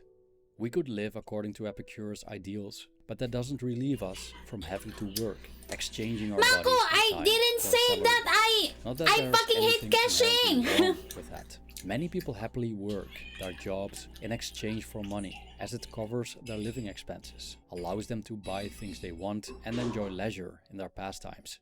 But for others, sacrificing a great chunk of their time and energy for a salary is a source of unhappiness. They would rather spend that time doing something else, like studying philosophy or creating art. For these people, money wouldn't just be a means of paying for pleasure. They would use their money to buy time. TOF na lang. Man, I forgot to log in again in TOF. I got really busy with stuff. I got, what's it called? I read the manga earlier morning and I don't know why I read that manga. It's so fucked up even. That arouses his senses. But he considered the highest pleasures of the intellect: thought, observation, meditation, a taste for poetry or music, learning, reading, invention, philosophy, and the like. This inner wealth is relatively cheap. It doesn't require much money or bodily energy. However, the one asset needed to engage in the highest pleasures is time. I quote, "The man of inner wealth wants nothing from the Game outside Nikki, world Goddess of but the Victory. negative Yes, gift Jiggle. of What do you mean, undisturbed Jiggle leisure Physics? to develop and What do you mature mean by his Jiggle intellectual Physics? faculties. That is, to enjoy his wealth. In short, he wants permission to be himself. Oh, his whole in life long, TOF? every day and every hour." End quote. Not just for the intellectual, but for anyone who values leisure over material things, buying time is money well spent. A survey by researchers at the University of British Columbia suggests that using money to buy time is linked to greater life satisfaction. I'll For check it example, out. we buy time by hiring a house cleaning service or someone who cooks. In some cases, we achieve enough wealth to pay off the suffering of having to work. For example, we could outsource the work necessary to generate income or live off investments. In today's day and age, we call this financial freedom. Financial freedom isn't about being insanely rich. It's about having enough financial resources to live the way you want. If we wish to spend most of our time on intellectual pursuits or indulge in Epicure's simple pleasures, money allows us to live this lifestyle. For many, if not most people, frugality is required to achieve enough financial resources to retire and maintain the necessary capital. The fewer expenses we have, the less money we need, and the easier it is to be financially free. Furthermore, Schopenhauer suggested we should look at our fortune as a means to protect ourselves from occurrences that Why might is my threaten mic us and not has spend it really as fast high as we earned gain? it. What the fuck happened? I quote, "If a man has an independent fortune, he should regard it as a bulwark against the many evils and misfortunes which he may encounter. He should not look upon it as giving him leave to get what pleasure he can out of the world, or as rendering it incumbent upon him to spend it in this way." Not spending on things, but Regardless of your situation, let's say you're fortunate enough to have a freely spendable budget. What's the best way to spend it? Should you go shopping and spend it on material things? Or are there better, more satisfying ways to allocate your cash? Of course, it's up to you to decide how you spend your money. I spend my However, money research on suggests that spending money on experiences is ultimately more projects satisfying than spending it on and things. merch Dutch making professor Ab Dijksterhuis, author of several books and about league happiness, skins. concluded that money makes people happy if they Latte. spend it on experiences, like traveling. Psychology professor Dr. Thomas Gilovich conducted a 20-year study showing that doing makes happier than owning. In an article on Forbes, Gilovich mentions And 3 food. reasons possessions lead to less happiness than experiences. Firstly, it's because we quickly get used to new possessions. For example, buying a new car can be exciting initially, but the novelty wears off soon after the purchase, and having the car Okay, becomes the that's norm. Secondly, one we of the keep human raising the bar. necessity. Once we get used to the car, we look for a better one. The purchase of material possessions Imagine spending thus money only for the brings government temporary and make satisfaction. more What we once vlogs. wished for, then eagerly obtained, loses its power to keep us contented. Hence, Epicurus once stated, "Do not spoil what you have by desiring what you have not. Remember that what you now have was once among the things you only hoped for." End quote. Thirdly, Gilovich states that possessions come with comparisons. Humans tend to compare what they have with what others have. Your new car may lose value when your friends buy a better car, and this might encourage you to upgrade. The paradox of possessions is the false assumption that the somewhat permanent, solid nature of property compared to experience leads to longer enjoyment. How come that experiences are better investments when it comes to happiness than material possessions? After all, televisions, cars, or houses last for years, while experiences like travel or going to a concert are just fleeting.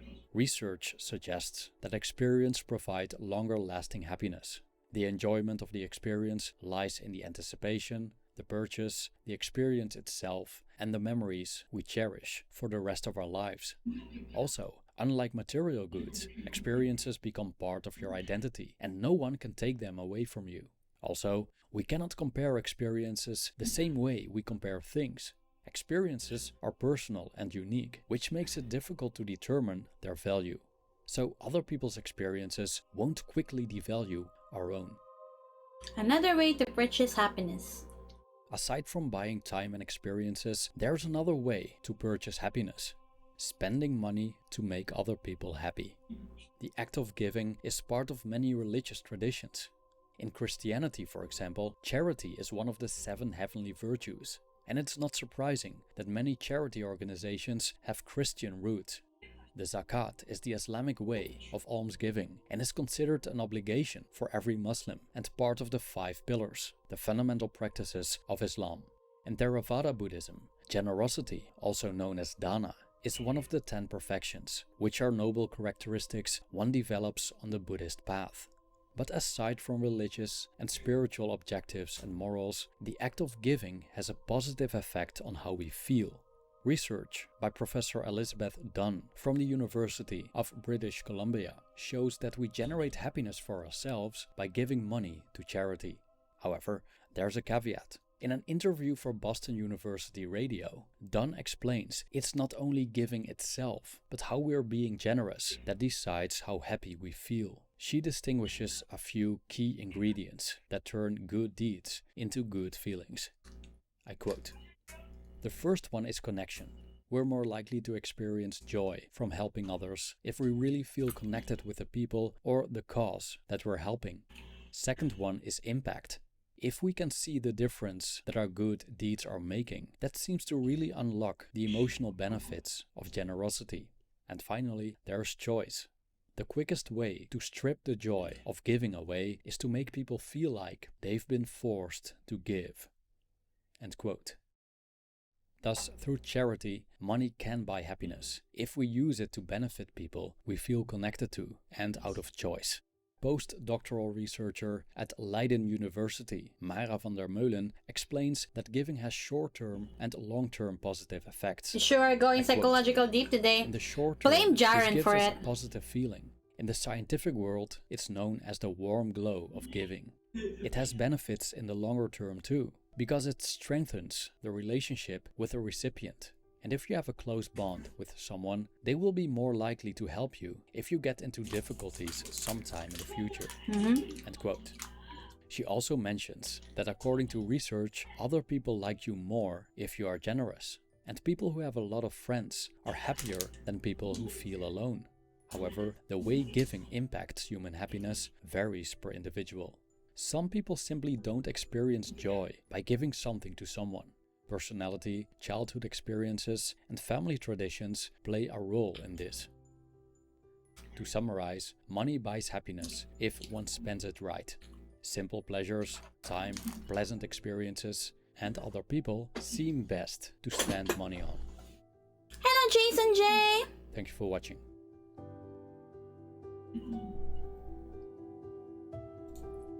Money can buy you happiness. It's pretty, you know, situational, to be honest. Human existence is scary and confusing. A few 100,000 years ago, we became conscious and found ourselves in a strange place. It was filled with other beings. We could eat some could eat us. There was liquid stuff we could drink, things we could use to make more things. I'll see The you soon, daytime okay? sky had a tiny yellow ball that warmed our skin. The night sky was filled with beautiful lights. This place was obviously made for us. Something was watching over us. We were home. This made everything much less scary and confusing. But the older we got, the more we learned about the world and ourselves. We learned that the twinkling lights are not shining beautifully for us, they just are. How are you? I'm doing We great. learned that I'm we're not just at the center of what we now call the eating- universe, and that it is much, much eating older this than we thought. while watching We learned that something. we're made of many little dead about things, which make nihilism. up bigger things that are not dead for some reason. And that we're just another temporary stage in a history going back over 1 billion years. We learned, in all, that we live on a moist speck of dust moving around a medium-sized star in a quiet region of one arm of an average galaxy, which is part of a galaxy group that we will never leave. And this group is only one of thousands that together make up a galaxy supercluster. But even our supercluster is only one in thousands that make up what we call the observable universe. The universe might be 1 million times bigger, but we will never know. We could throw words around like 200 billion galaxies or trillions of stars or bazillions of planets, but all of these numbers mean nothing. Our brains can't comprehend these concepts. The universe is too big. There is too much of it. But size is not the most troubling concept we have to deal with. It's time, or more precisely, the time we have. If you're lucky enough to live to 100, you have 5,200 weeks at your disposal. If you're 25 now, then you have 3,900 weeks left. What the fuck? If you're going to die What at the 70, fuck is then there are this? 2,340 weeks Man, left. if I get A lot of 25, time, which but will also never happen not because really. I'm 19 and then 30, what? but like, Your biological scary. processes will break down, and the dynamic pattern that is you will stop being dynamic. It will dissolve until there is no you left. Some believe that there is a part of us we can't see or measure, but we have no way to find out. So this life might be it, and we might end up dead forever. This is less scary than it sounds, though. If you We're all don't gonna remember die the anyway. 13.75 billion years that went by before you existed, then the trillions and trillions and trillions of years that come after will pass in no time once you're gone. Close your eyes. Count to 1. That's how long forever feels. And as far as we know, in the end, the universe itself will die and nothing will ever change again. Our videos induce existential dread in many people, and the last few minutes probably haven't helped.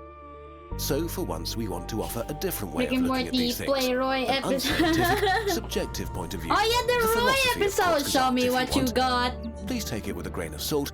We don't know any more about human existence than you do. We counter existential dread with optimistic nihilism. What do we mean by that? Well, to summarize, it seems very unlikely that 200 trillion stars have been made for us. In a way, it feels like the cruelest joke in existence has been played on us. We became self-aware only to realize this story is not about us. While it is great to know about electrons and the powerhouse of the cell, science doesn't do a lot to make this less depressing. Okay, but so what?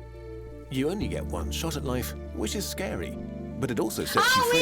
wait. If Is the it? universe Is ends in Roy heat the death, one on every the humiliation you game? suffer in your life will be forgotten. I actually forgot. Every I actually mistake you forgot. made It's been a will not long matter time in the since end. I watched Every bad thing you did will Rick be and voided. Morty. If our life is all we get to experience, then it's the only thing that matters.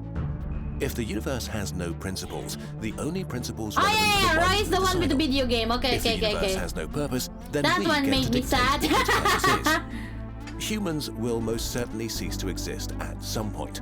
But before we do, we get to explore ourselves and the world around us. We get to experience feelings. We get to experience food, books, sunrises, and being with each other. The fact that we're even able to think Rick and about Morty these things season 5 is movie already night, kind of right? incredible. It's easy to think of Is it ourselves out? as I mean, is separated it from out? everything, but this Because is if it's not out true. on Netflix, then I We will are as much try. the universe as a neutron star, or a black hole, or a nebula. Even better, actually, we are its thinking and feeling part, the sensory organs of the universe. We are truly free in a universe-sized playground. So we might as well aim to be happy and to build some kind of utopia in the stars. It's not as if we found out everything there is to know. We don't know why the rules of the universe are as they are, how life came into existence, what life is. We have no idea what consciousness is, or if we are alone in the universe. But we can try to find some answers. There are billions of stars to visit, diseases to cure, people to help, happy feelings to be experienced, and video games to finish. There is so much to do. So wrapping up, you've probably used up a good chunk of the time available to you. If this is our one shot at life, there is no reason not to have fun and live as happily as possible. Bonus points if you make the life of other people better. More bonus points if you help build a galactic human empire. Oh, damn. Do the things that make you feel good. You get to decide whatever this means I for mean, you. season 6. If it's out in Netflix, then sure. Because I actually really like to watch Rick and Morty.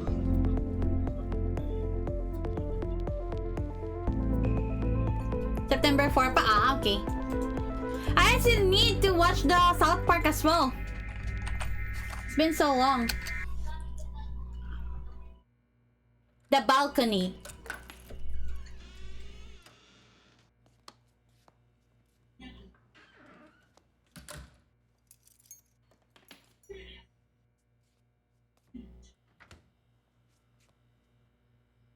It's just one cookie?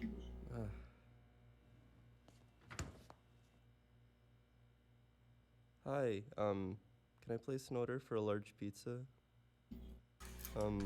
Just cheese. Yeah, no other toppings. Oh, hell yeah!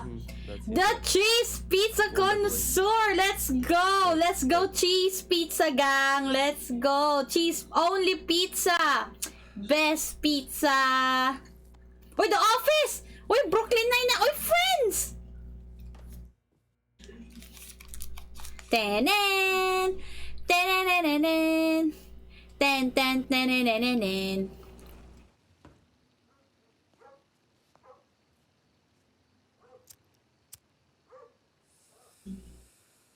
The Balcony.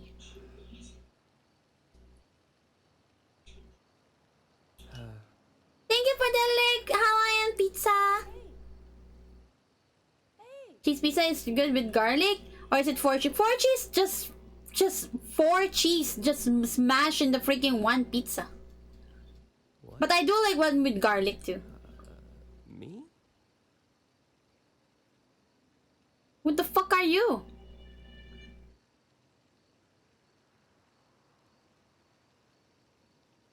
What are you guys doing over there? Huh? What are you guys doing over? Hey, shh! Quiet down. It's late. Sorry.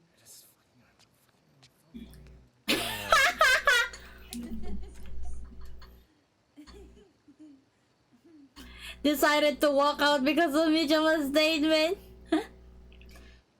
Maybe you watch How I Met Your Mother? Yeah, I did. I dislike the fucking ending though. If they can, like, you know, remove the half of the last episode of How I Met Your Mother, then that would be good. That was so unnecessary. Very, very unnecessary. What? Oh. Jack and Poy? 2, 3. Ang landi naman ito. 1, 2, 3. Ah.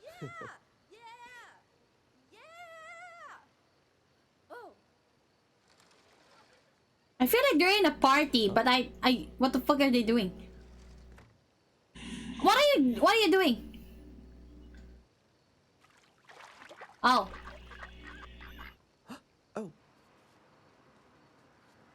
What are they doing? The cookie? No! Are you dumbass?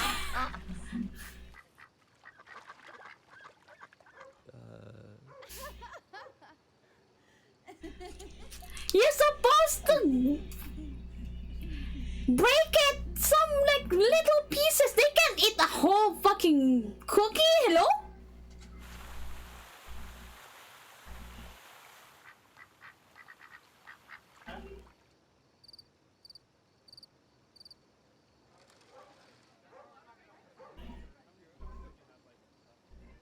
Bye bye.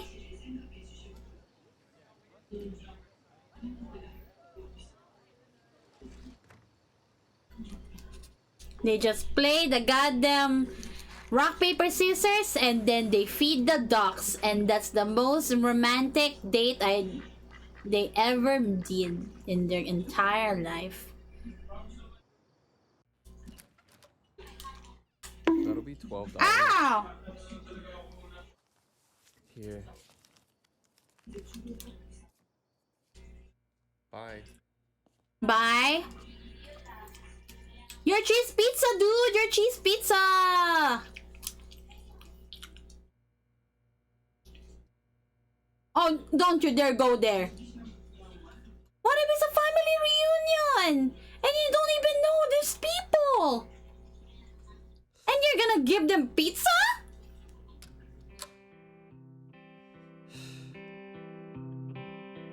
Good! Good! Good! Eat pizza while watching TV. Best scenario. Best scenario.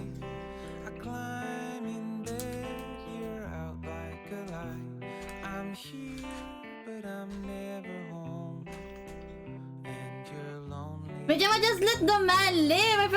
No! No! No! People can have happy times and lande, okay?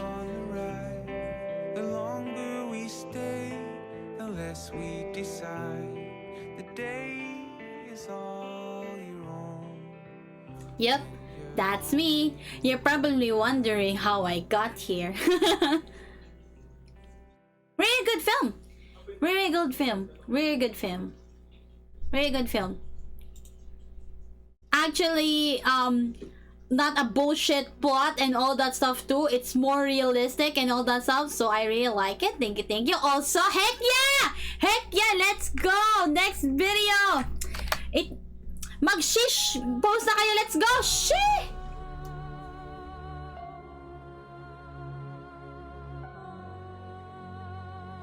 Yeah, yeah! Baby, baby, you're my sun and moon. Girl, you're everything between. A lot of pretty faces could waste my time, but you're my dream, girl. You make the flowers bloom. Girl, you make the stars collide. And I don't know what I did to get lucky like this, but it sure feels fine. Girl, give me all of affection. I give you all my protection. And try to stay by your side till a day I die. Oh, I gave you all of them and give you all my trust. I know you'll never betray me, only my side. Oh my, baby, baby, you're my sun and moon. Girl, you're everything between. I got a pretty faces to waste my time, but you're my dream, girl. Flowers bloom. Girl, you make these stars collide. I know what I need, that I'm looking like this, and it all feels fine. Oh my. My, oh my. Oh my. Oh my. Baby, baby. Baby, baby, you're my sun and moon. Girl, you everything between.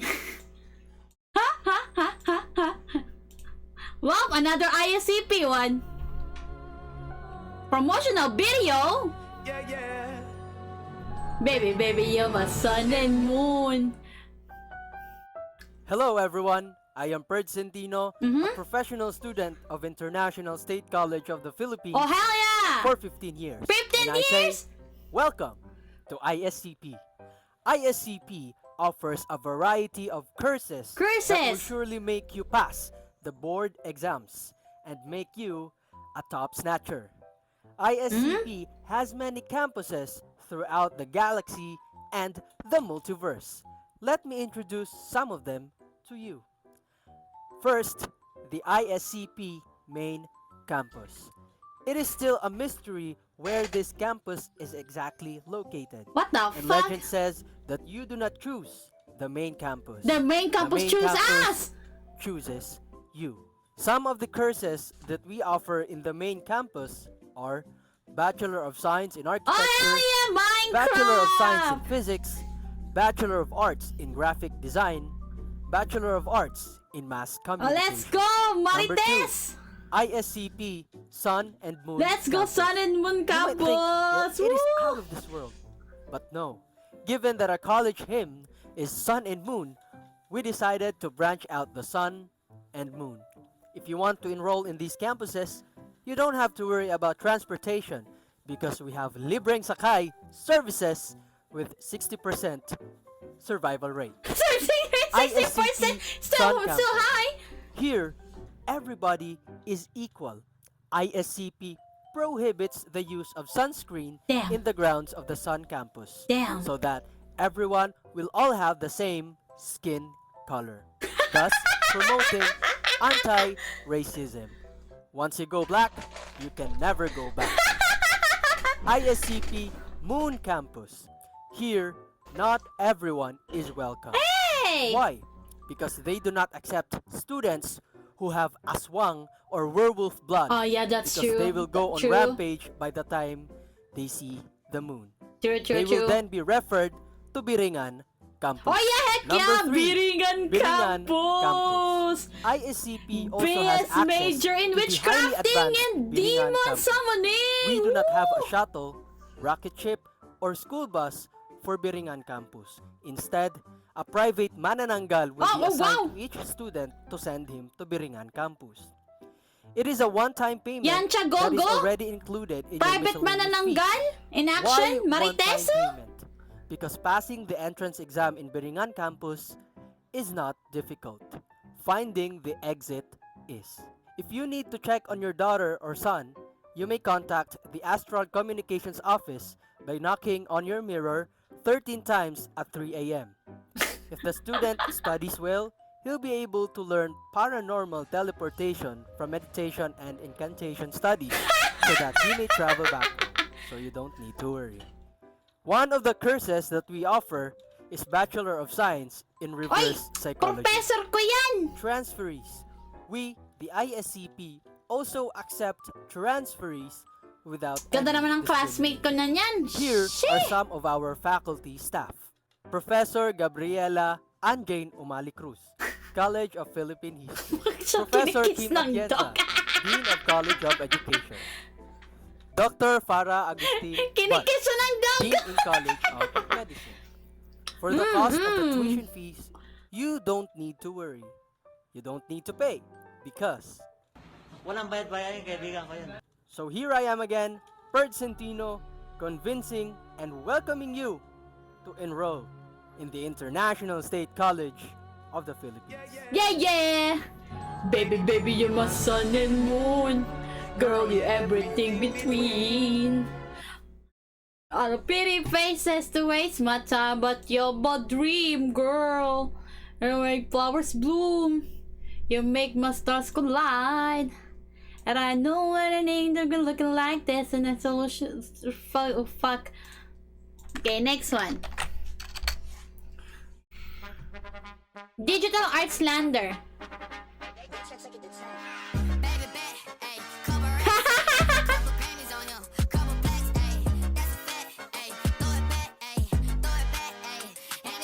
Welcome back, cabbage.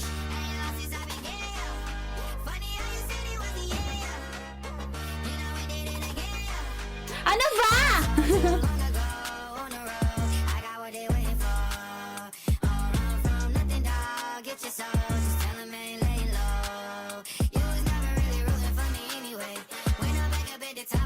It just looks oddly similar.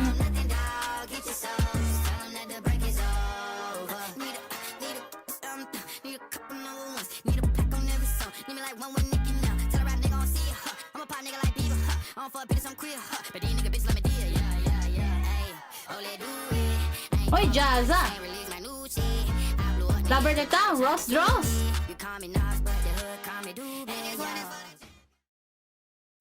I feel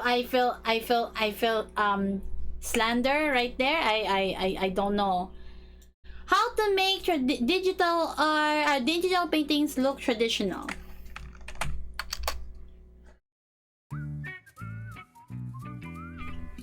Rocco! Digital painting apps and graphics tablets like those made by Wacom come together to form an art medium that can do pretty much anything.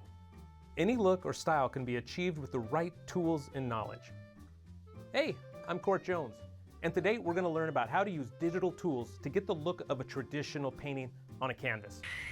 Hey, sorry to interrupt, but legally we have to tell you guys that this episode I am not sponsored by Wacom! So thank you, Wacom, for making I am not sponsored by Wacom! If you're in the market for a new tablet, sponsor me Wacom though, but I don't know if been a favorite of mine. I don't know. I draw, okay, I Now, draw. there's nothing wrong with a digital painting that has clear signs of being created on a computer. Some of my favorite artists are those who make really slick digital illustrations, like Craig Mullins, Oh, Loish. I love Loish and Sergei arts. Kolosov, to name a few. But if you want to achieve the look of a traditional painting on a canvas, there are a few things you can do, and core Use an concepts you need to be aware of. Shut the fuck up! I love digital painting and oil painting. At the Watts Atelier, I taught both traditional and digital art classes for years. But the vast majority of my caricature illustration work is painted digitally, because it's faster, cleaner, and easier to edit when clients ask for revisions. Whichever medium I use, I try to make my paintings look realistic.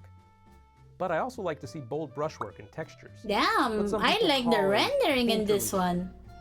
For this lesson, I'll be sharing 7 practices and habits I've used over the years to create digital paintings that emulate the look of an oil painting on canvas. Okay. And to demonstrate these concepts, I'll be painting in Photoshop. God damn it, it's Wacom fucking 32-inch Photoshop Cintiq Pro. though. Tip 1. Follow a traditional process. The first thing you can do, and this is a major thing, is to follow the same steps and procedures as you do when working with real paints on a canvas, especially in the beginning stages. When working with oil paints, I'll usually start by staining the whole canvas a neutral or warm color. True. Then I do a quick gesture line drawing before I scrub in additional washes of local color to block in the big forms, or to act as contrast to the colors I'll be using later in the painting. Doing similar layers of undertone in a digital painting can help set you up for success later on, because those colors often show through in the final painting, adding unique interplays of the colors and giving an illusion of more texture or color vibration I don't know how would it- be there otherwise. Now, The your rendering is traditional actually process might be really different good. from mine. Maybe you don't have a linear stage and you go directly into blocking in the forms after the stain. And that's fine. But just remember that when you work with traditional paints, you learn a lot about Man, the craft of painting in general, and I eventually actually develop a planning to distinctive make personal like an style. artwork with That's why I always recommend something students like play a with real paints paintish first, kind before of going to digital. art as well, to be honest. But Tip like, 2, texture. so many things to One do. of the things that helps make a digital painting look like it was made with real materials is when there's a visible canvas weave or paper grain. When painting with real brushes on a rough surface, the paint will catch and stick to the surface in inconsistent ways. These imperfections in the strokes are part of what give a painting character and a feeling of being made by physical interactions. And that's really easy to replicate in programs like Photoshop, where you can apply a canvas texture to any brush in your toolbox. Photoshop now includes a lot of great natural-looking brush sets designed by Kyle Webster. And other painting apps like Corel or Procreate also have some really great brush options. But you can and should learn how to make and customize your own brushes so that you have more control over the look of your paintings. Here's a quick tutorial on how I created one of my personal favorite brushes, a streaky textured brush. First, draw a circular selection and feather the edges of the selection. Then, with black selected as your foreground color, use the paint bucket or click Alt Backspace to fill the selection. With the eraser tool, erase a few horizontal lines. Keep the selection active this whole time. Under the Edit menu, click on Define Brush Preset. Anything that's inside a selection will now be a brush stamp that will appear at the bottom of your brush menu. But you'll need to change a few settings to get it to work right. resize the brush using the bracket keys. Then, in the brush settings palette, click on Shape Dynamics, and under Angle Jitter, choose But I don't use Photoshop. I've used Photoshop to draw like twice. Stay parallel to the direction of your stroke, giving you that streaky effect. But like, it's so difficult to draw in my Photoshop, to be honest. To pen pressure, so the stroke will fade out with less stylus pressure. Now to apply a texture. Earlier, I scanned my favorite Belgian linen and made it into a Photoshop texture. To create a texture from a photo, open the image and then click on Edit. Then define pattern. The image will I now just appear downloaded as a free pattern in the texture brush tab. through. There are a Click on the lot. texture There's a tab. lot. Select the desired texture and play around with the mode for different texture effects. Overlay mode, darken, and linear burn are my favorites. You can also use the brightness slider to change the influence that the texture has on the stroke. Once you've got brush settings you like, be sure to save it as a new brush preset. I'll keep that in mind. Just a warning though, if you use the same texture on every brush stroke everywhere, it can become monotonous and repetitive, which will give it away as being digital. So, experiment with different brushes and different textures throughout the same painting. Tip 3, limit your layers. One layer! Ideally, Let's go! paint in as few layers as possible, or even one layer if you can. No. When you're working on a real canvas, you only have one physical surface or layer to paint on. Using a bunch of layers throughout a painting is kind of a safety net. Artists often do it because they're unsure about their process and want to be able to change or delete something. But I think it can hold some artists back look from at being those more adventurous textures. and expressive with their brushwork. When you do all or the See? majority of the See? painting One on layer. you'll One be painting layer and solving supremacy! problems more One like a layer! traditional One layer supremacy! And when you work more like a traditional painter, your paintings tend to look more like traditional mediums. Now, multiple layers can sometimes be helpful and are often practical necessities of the job, like when you're working for an art director who may want you to move things around or make revisions later. But try to keep layers to a minimum and solve your visual problems with your brushes. Which leads us to our next tip. Avoid special effects. One thing that digital painting allows for is creating special effects, like a soft glow around a light source, where the colors become oversaturated, using a layer effect like overlay. Also, mathematically perfect gradients and totally flat fill colors are super easy to do with a single click. But done this way, there's a really artificial digital look. Also, this painting was done with the basic round brush, which can be a great tool, but you can do so much more with digital brushes that mimic real brushes. So I start this painting again, beginning with the stains of color under the line drawing. And for this whole piece, instead of a simple round brush, I use a variety of streaky and textured brushes. From start to finish, I don't do anything with a menu command or shortcuts. I don't use selections, fills, gradients, multiple layers, or automated actions. And when I paint a glow It's just around a brush. this flame, I do it with colors selected from the on-screen color picker and different brushes. I Yeah! keep manipulating the digital paint with careful Color drawing picker and edge control. supremacy! The luminous effect of the flame is also created through control of my values. By keeping all of my surrounding values relatively dark, the candle flame will look much brighter by comparison, and the highlights on the metal will really pop. The difference between these two styles of digital painting should be obvious. When problems are solved with brushes, expressive brushwork, and smart color choices, it has a much more traditional look. Also, when you make a mistake, try not to use the undo command. Just paint over it. Yeah. You may start to think more carefully about each brush stroke and each value when you treat it more like a real physical painting. Tip 5. Use a controlled color palette. Color is a huge subject which I can't properly cover here. A good way to practice seeing color is to study the works of past masters. Many of my favorite artists used very limited palettes and achieved great color harmonies. You can read about what colors they used for some of the more famous artists, or just analyze what you can see in their work and make your best guess. But when looking at your own subject or reference photo, you need to decide first what the color temperature of the light is, Like, is it warm or cool? And then what range of colors should you use in the painting? I suggest you try working with a limited digital color palette in order to achieve color harmony. A great way to do that is to pre-select a limited range of colors in advance and to put them on your palette before starting. Try to set up all the major halftone, transition, and shadow colors.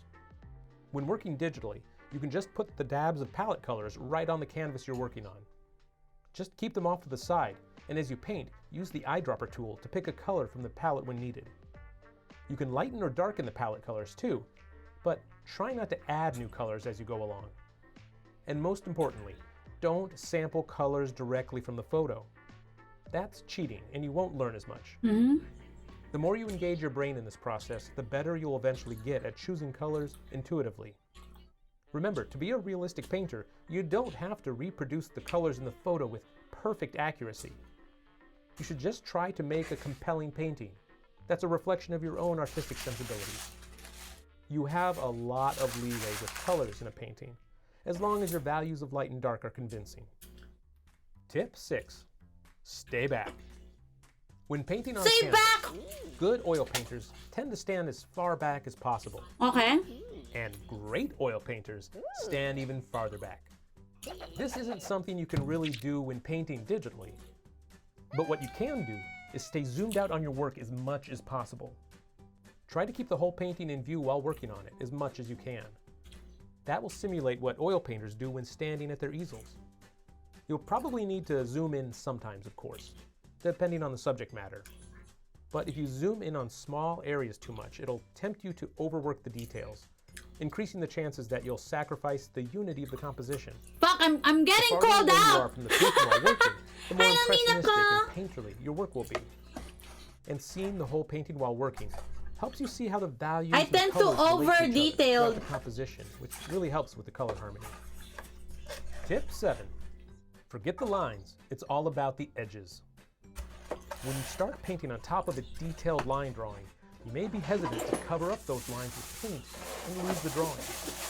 But when working with real wet and juicy paint on a canvas, the reality is that you eventually have to cover up the lines and work the shapes back and forth into each other in order to manipulate the edges in interesting ways.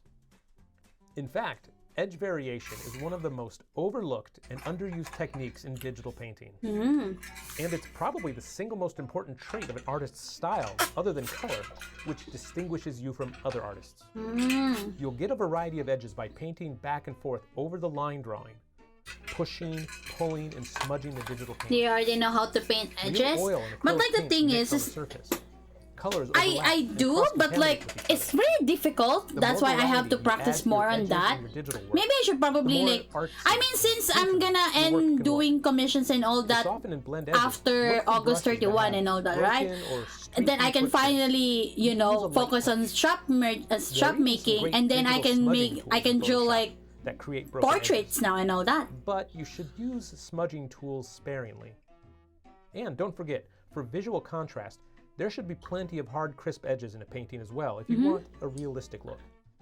As a general rule, a good place to soften or even lose an edge entirely is when the values of two adjacent shapes are really similar. So you may have noticed a pattern. The recurring theme here is to try to mimic the procedures of traditional artists and to limit your digital tools so that they reflect more accurately the limitations of traditional materials. If you do that, your digital work will be more a reflection of you and your skills rather than the software. Thanks, Court. And thank you to our sponsor. I am not sponsored by Wacom. This is, in my opinion, the best digital tablet on the market. If you want to get one for yourself, my tablet is Huion. 32-inch. I'm sorry, Wacom, but I'm not sponsored. Okay, 13, 16, I actually want to have like a bigger tablet, to be like bigger tablet and all that. But like I don't have money, check out my so I'm really sorry. Yeah. See you next time. I'm not Get the look of a sponsored. traditional painting on canvas. Hey, technically we have to tell you guys. It's not even on focus. To get the look of a traditional painting on a canvas. Oh, totally just imagining it in my head. You were totally enraptured by my No, I was performance. so. You don't think like just a casual douchey push would be better? I'll be getting sleepy. sorry Please to rest though interrupt. if needed, Minako. Thank you so much. Hello, Eric. How are you, Eric? Actually, pretty good. I actually learned from that. Man speed runs Minecraft while going. I saw this one. I saw this one. This is. Wait. Is this the one that I saw?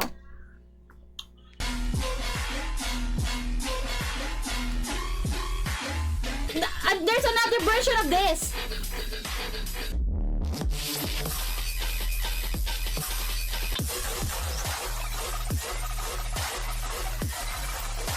Very good. Just been busy with school works. Oh, good luck with that with your school works though, Eric.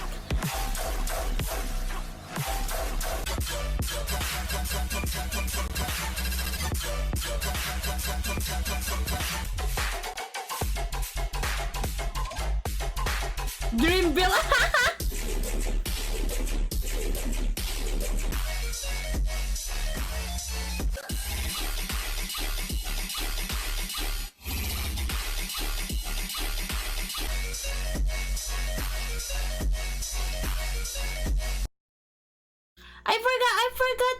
I forgot. There's another version of this. Just so funny. It's just so funny. There's another one of these that has adobo. And adobo, how to make an adobo manak. Or something like that. It's so funny. I wish I can, you know. Oh yeah, I found it. There you go. The next one is that one.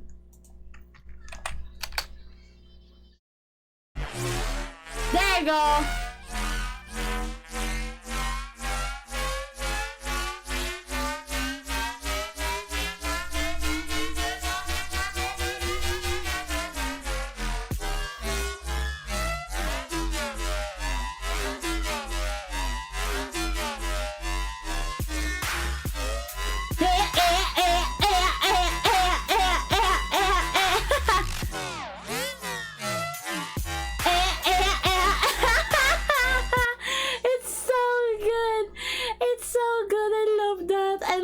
So much. Oh, so good. The man who killed millions and saved billions. What is this zero time dilemma plot? The 1918 Nobel Prize for Chemistry is probably the most important Nobel Prize ever awarded. It was given to German scientist Fritz Haber for solving one of the biggest problems humanity has ever faced. What? His invention is directly responsible for the lives of 4 billion people today. What? But when he received his prize, many of his peers refused to attend. 2 other Nobel Prize winners rejected their awards in protest, and the New York Times wrote a scathing article about him. He is simultaneously one of the most impactful and tragic scientists of all time. Why?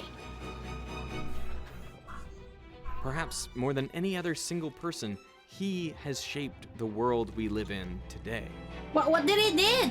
Nuclear bombs? Part of this video is sponsored by Ren. I am not sponsored by Ren. At the end of the show. I am not sponsored by that.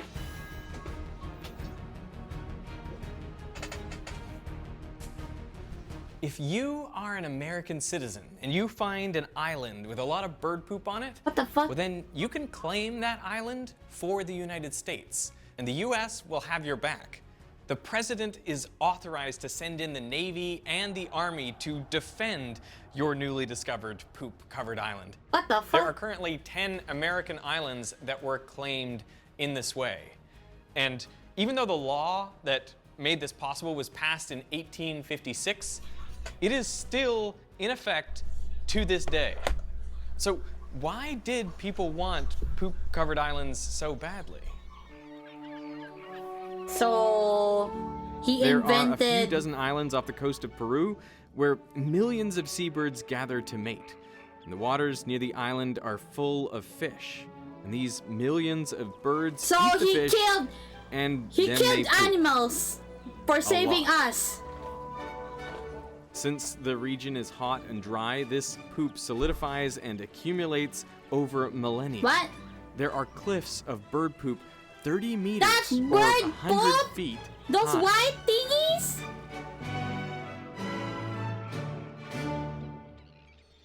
Technically, more you bird know. poop is called guano, and by the mid-1800s, buying and selling bird Hello, guano Isaac. was big business. The price rose as high as $76 per pound, meaning you could trade 4 pounds of guano for 1 pound of gold. So why was there such a big market for bird poop? Well, to answer that, we have to look inside the human body. By weight, most of our bodies are made up of oxygen, carbon, and hydrogen. But the fourth most common element is nitrogen. Nitrogen is part of the amino acids that form proteins. It's part of hemoglobin, the compound that carries oxygen in red blood cells. And it's a central component of DNA and RNA. Nitrogen is essential for all life on Earth. We get our nitrogen by eating plants, or animals which Jesus have eaten back. plants. Hello, how And are you? plants Welcome get their back. nitrogen from the soil.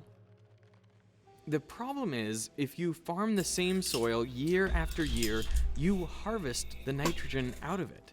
And eventually, there isn't enough nitrogen for healthy How are plants you? to grow. They can't produce enough chlorophyll I to guess this stream made me photosynthesize, better. which stunts their growth. I'm just chilling. Their leaves turn yellow. I was not and having a they are great more time today, susceptible but to like, pests and disease. you know what? Chilling with my Crucially for community farmers, made nitrogen me better. deficiency Made me feel means better in me. smaller yields. The way to fix this is to add nitrogen back into the soil. Okay. Which is where bird guano comes in. Guano is up to 20% nitrogen. Hundreds of years ago, Incan farmers realized that adding guano to their soil made crops grow taller. This is what allowed them to grow food in places that were previously unfarmable and expand their empire. South America's rich deposits By of bird poop shitting? did not go unnoticed by the rest of the world. In 1865, Spain went to war against its former colonies of Peru, Chile, Ecuador, and Bolivia. I'm not for a doggy, control guys. of their guano-laden islands. But such was the world's appetite for nitrogen that by 1872, guano was running out, and Peru banned further exports. The world would need another way to get its nitrogen fix.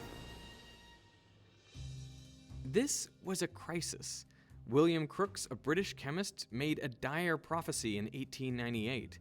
With the world's growing population and dwindling supplies of nitrogen, he said, "We stand in deadly peril of not having enough to eat. In less than 30 years' time," he argued, "people all over the world will be dying of starvation." But he also proposed a solution.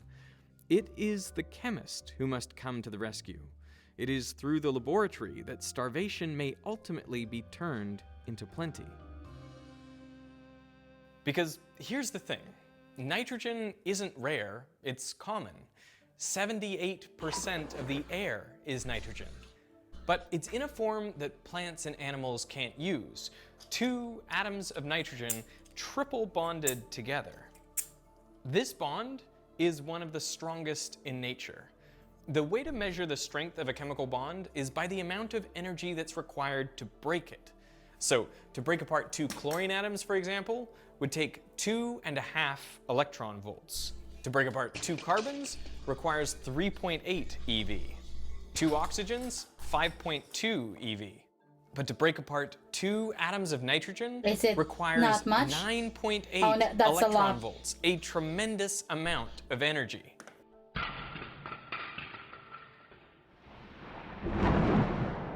There are 2 Hino. processes that do this naturally. Lightning releases so much energy it breaks apart N2 into individual nitrogen atoms. They then quickly react to form nitrogen oxides, and these molecules stay in the atmosphere until they react with water droplets in clouds and fall to the ground in rain. There are also a few types of bacteria living in soil that can break the N2 bond, using a tremendous amount of energy to do so. And they make nitrogen available for plants. Okay. But bacteria only replenish the nitrogen slowly, and there's not enough lightning to produce nitrogen compounds at scale. So chemists tried. Lightning In rods? 1811, Georg Hildebrandt mixed nitrogen and hydrogen in a sealed flask, trying to make ammonia, one of the nitrogen-containing molecules found in guano. When that didn't work, he submerged the flask 300 meters underwater to increase the pressure. And that didn't work either, but he was on the right track.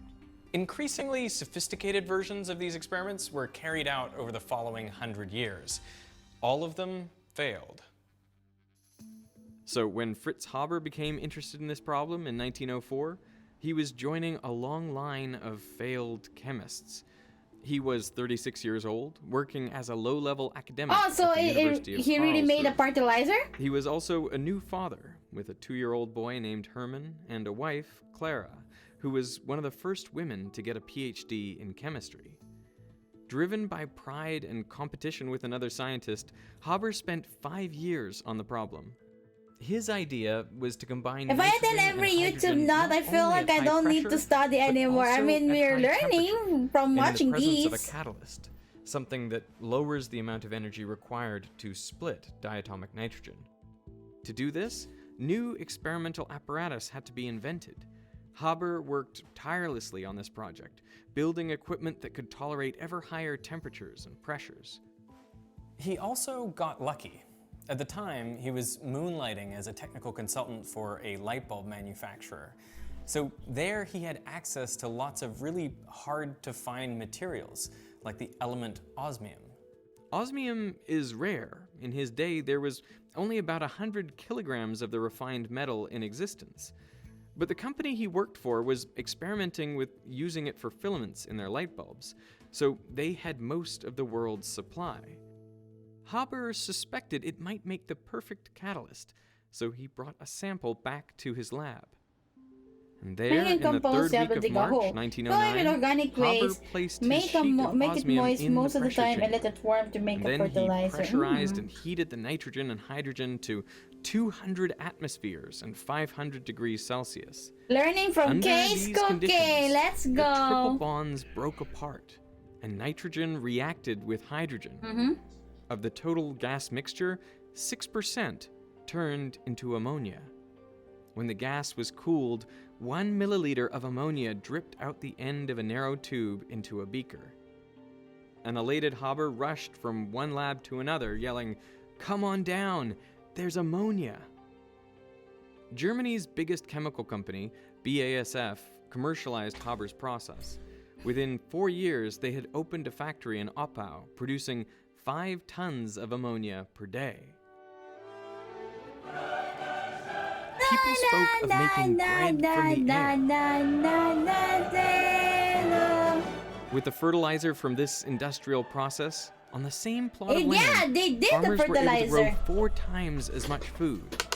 And as a result, the population of the Earth quadrupled. There's a good chance you owe your life to Haber's invention. The Earth supports 4 billion more people today than it could without nitrogen fertilizer. In fact, around 50% of the nitrogen atoms in your body came from the Haber process. The German water white invented, I think. The invention made Fritz Haber a wealthy man. Fertilizer. He got a promotion, becoming the He founding made director like of the Kaiser ammonia Wilhelm more Institute for accessible, Physical maybe, Chemistry if I in remember. Berlin. He also befriended some of the best scientists of his day, including Max Planck, Max Born, and Albert Einstein. Humans stole After our Einstein separated from his jobs. first wife in 1914, he stayed the night at Haber's house. But if Haber was so well regarded, why was he shunned by colleagues when he won the Nobel Prize? Yeah. Well, it all comes down to what happened in World War I. Something happened in World War I to the point that. When the war broke out, Haber volunteered for military duty. Okay. Unlike pacifist Einstein, who denounced the war, Fucking Haber Einstein, was a piece of patriot. shit. He wanted to use his expertise to help his country. E equals MC Only squared my a few ass. months into the war, the German army was already running out Joke of lang, gunpowder joke lang. and explosives. Ammonium nitrate, besides being an excellent fertilizer, is also an explosive. Oh. Just look at what happened in Beirut in August of 2020. My God! Oh shit! A warehouse containing almost 3,000 tons of ammonium nitrate caught fire. And in the extreme heat, the fertilizer detonated. The blast, which could be heard hundreds of kilometers away, killed at least 217 people and injured thousands more. What the Seismometers registered an artificial earthquake measuring 3.3 on the Richter scale. This is just one of many fertilizer-related explosions. The Oppau plant, where Haber's process was first put into practice, maybe would because also I don't watch TV. And the reason is nitrogen. And August 2020 is like me trying to build my PC. Nitrogen's triple bond. Guys, but so the flip YouTube, side of that no. coin is that when two nitrogen atoms come together and form that bond, a huge amount of energy is released. The explosions of gunpowder, TNT, nitroglycerin, and ammonium nitrate all form diatomic nitrogen gas as a product. And the formation of that triple bond is where these chemicals derive much of their explosive energy. Haber lobbied to convert the factories using his process to make ammonia Was only for the news fertilizer for like 2 weeks. I didn't for know. explosives instead. I'm so good. I Superiors don't believed read such a conversion news to be impossible, but Haber and persisted. such because And I soon, don't his chemical watch process TV. was at the heart of the German war machine. From bread out of the air to bombs. I was like, it's 2020, August 2020. And I don't read, I don't watch TV that time. Even bigger contribution Because, to like the I war. said, I'm like In really December busy 1914, he witnessed building my a chemical PC. weapons test. He was unimpressed. Haber believed that he could do better. He set out to make a gas that was deadly at low concentrations and heavier than air, so it would sink into enemy trenches. Projectiles carrying chemical weapons were banned, at least in theory, by the Hague Convention of 1899. But in practice, after the start of the war, Germany, France, and Britain all experimented with chemical weapons. Damn. Haber converted They his use it wing as of the a institute chemical- into a it's a chemical weapons weapon. laboratory, and after only a few months of work, he zeroed in on chlorine gas. An employee, Otto Hahn, expressed his discomfort about the new weapon. Haber told him, innumerable human lives would be saved if the war could be ended more quickly in this way. At 6 p.m. on the 22nd of April, with the wind blowing toward the Allied trenches, German troops released 168 tons of chlorine from over 5,000 gas cylinders. The wall of gas advanced across the battlefield. Since chlorine gas is 2.5 times heavier than air, it sank into the trenches of the Allied soldiers. Any soldier that inhaled a lungful of the gas suffered Hello, a Ponga terrible Breed. How you doing? Chlorine irritates the mucous lining of the lungs so violently that they fill with liquid. The soldiers effectively drowned on dry land. More than 5,000 Allied soldiers died this way in the first attack. Haber was promoted to the rank of captain, and a week later he was back home in Berlin.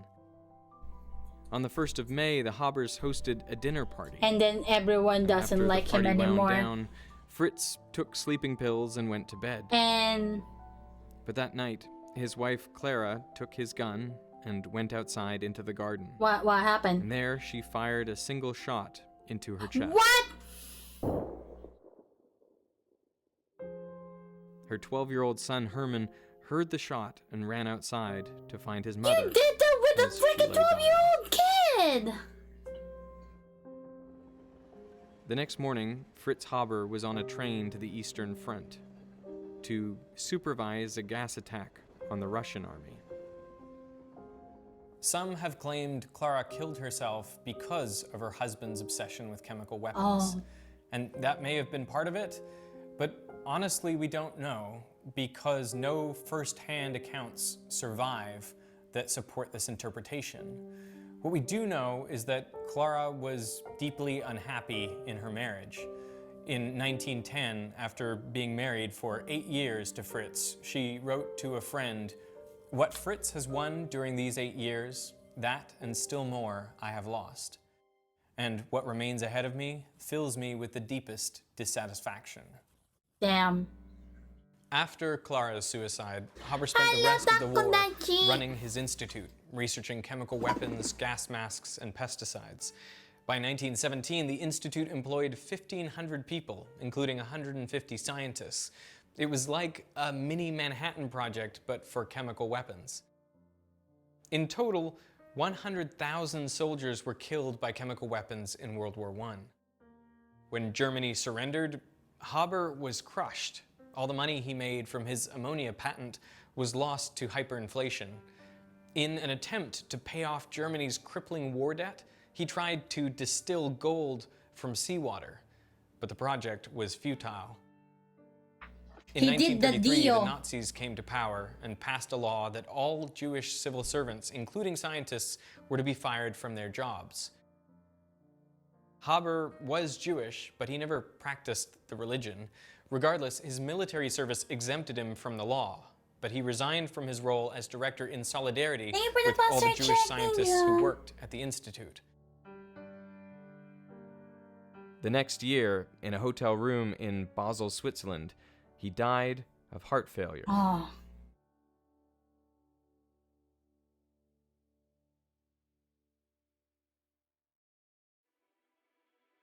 Immediately after World War I, Haber's institute developed a cyanide-based insecticide. It had a barely detectable odor, so they mixed in a foul-smelling chemical to alert people to the danger. The resulting gas was called Zyklon B. A decade after Haber's death, the Nazis requested chemists remove the foul-smelling component. And this form of Zyklon B, the chemical developed at Haber's institute, was then used to perpetrate the Holocaust. What the fuck? Thinking about this story, it would be easy to paint Haber as a villain. Yeah! Or as a hero for inventing the process used to feed half the world. But another approach is to regard him as irrelevant to the larger story. Because someone else would have figured out a way to process nitrogen out of the air. And other scientists were developing chemical weapons. Over the past few centuries, science and technology have improved our lives immeasurably, but they have also given us ever-increasing ways to destroy ourselves. I think it'd be great to believe that we could ask scientists to only work on problems that are good for humanity. But the reality is that every bit of information is a potential double-edged sword. You don't know the outcome of your research or how it might later be used. Ammonium nitrate is both a fertilizer and an explosive. So the real question is, how do we keep increasing our knowledge and control of the natural world without destroying ourselves and everything else on this planet in the process? There's none. There's none. I feel like every action has consequences, and that's one of the examples of it. To live on this planet and to have the standard of living that we do. But as a byproduct, we've changed the atmosphere, and now we're suffering the consequences in the form of But do you think me, is he a hero or a villain? I don't know, because he it's not me to you. I want to offset 1 month of your carbon emissions. Because he really tried to help everyone.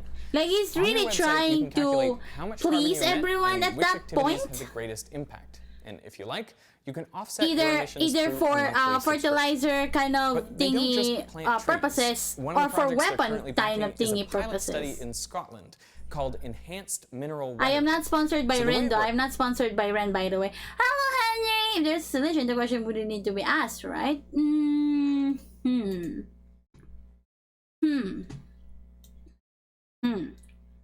Remember that terrible movie about the evil tooth fairy? Evil tooth fairy.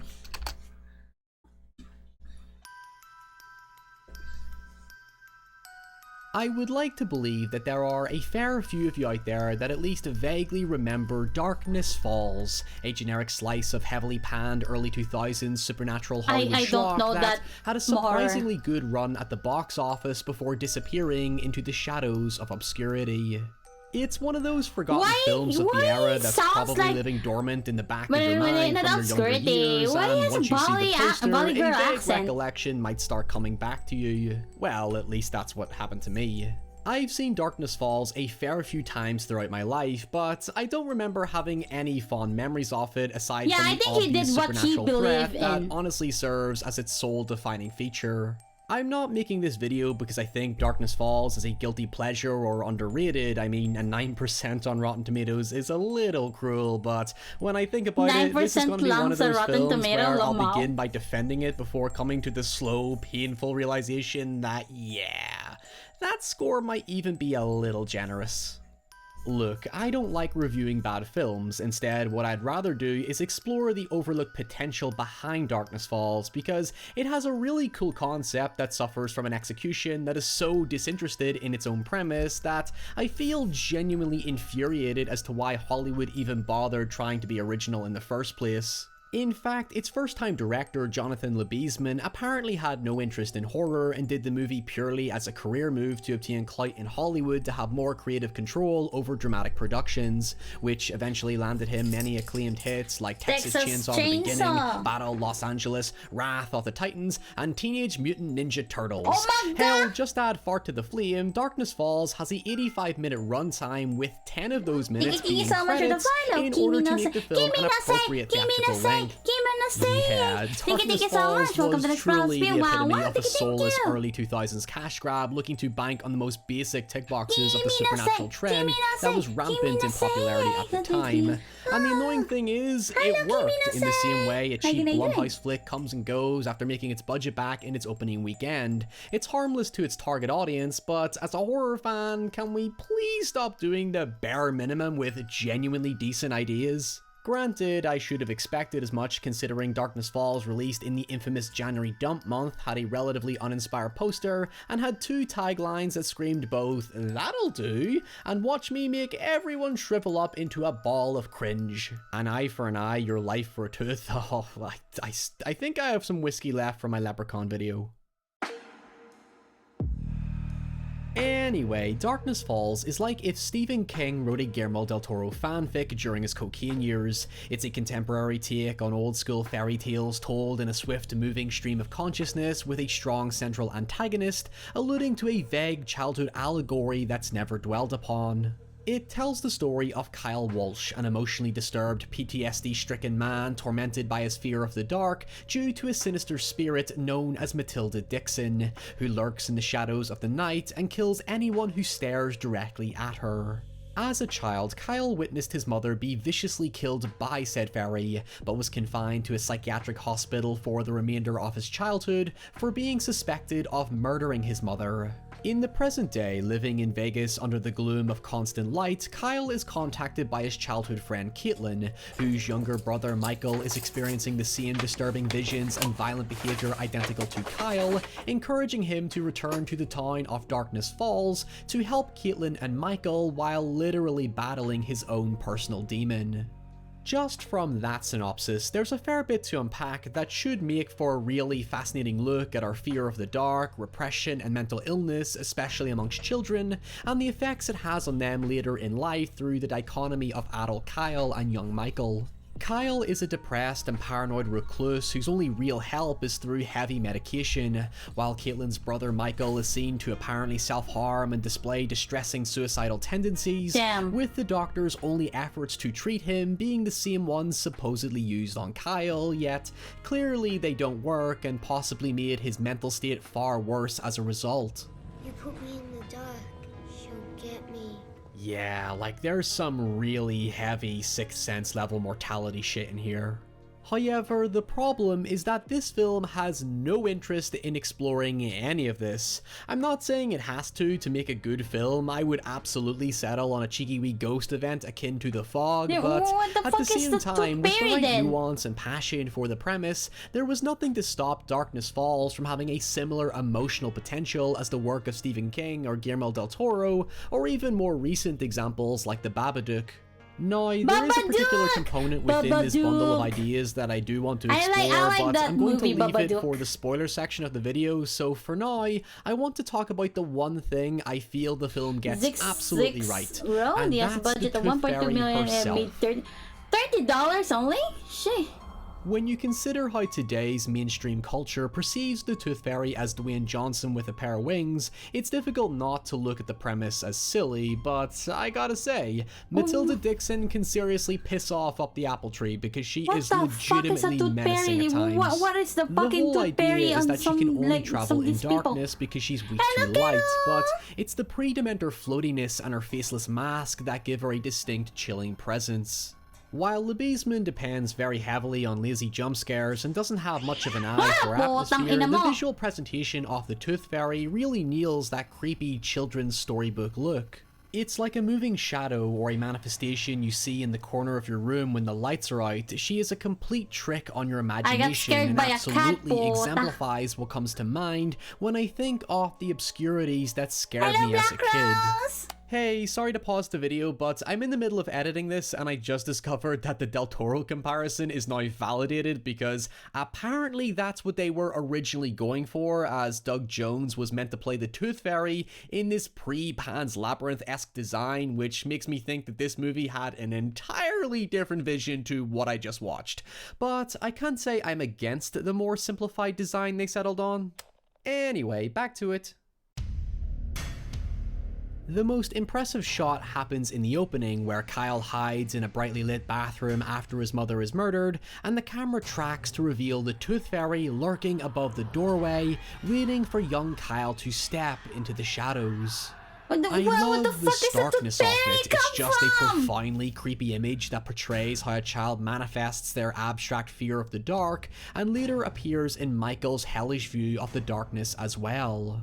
In fact, the film makes constant references to both Kyle and Michael suffering from acute night terrors, so in a way, the Tooth Fairy is basically some sleep paralysis monster that the doctors tried to cure with antidepressants. Although, for clarity, I've never experienced night terrors or sleep paralysis, so I'm curious if there's anyone out there in the comments who might be able to shed some insight onto this interpretation as an effective representation of it. Now, the myth of the evil Tooth Fairy has been around forever, but the problem with today's presentation of the fairy is that it's become synonymous with Disney's sweet and charming happily ever after approach, which is actually misconstrued with pixies, which are historically linked to positive folklore because they have a genuine fondness for humans. But like I said in my video on the Hallow, notoriously, fairies are arseholes. As long as you don't piss them off, they'll leave you alone unless you have something they really want. In various interpretations, fairies are vicious wee fuckers, and funnily enough, Guillermo del Toro is actually one of the only filmmakers to have represented them as authentically as possible, having used tooth fairies in multiple projects including Hellboy 2 and Don't Be Afraid of the Dark, which along with The Hallow present fairies as creatures weak to light, similar to Darkness Falls. However, here's the thing. Technically, Matilda Dixon is not a tooth fairy in the mythological sense, which kinda ruins the concept in some capacity. The tooth fairy was just a nickname she obtained for giving children a gold coin after they lost their last baby tooth, and it plays no other feature to the plot, despite it being such a specific detail that should feel relevant. I suppose it is the catalyst to Kyle's trauma because he loses his tooth and the fairy arrives, but if her appearance is triggered by kids losing their last tooth, then why is she so relentlessly obsessed with targeting random people simply because they see her? The backstory of the film opens with establishes Matilda Dixon as a beloved local to the children of Darkness Falls who was 11:30 disfigured watching in horror a house in fire PH. and left sensitive I mean, this to is light. a terrible movie Eventually, about she evil was tooth falsely fairy, blamed so for the I actually disappearance don't know. of 2 children and hanged for being a witch, only for the missing children to be found unharmed, and so the town buried its secret, and ever since she's haunted the town, killing anyone who looks directly at her. I'll admit that last part gives me a bit of whiplash because it really is an out-of-nowhere plot point, but I kinda see where it's going with it, even if the execution makes it appear as random.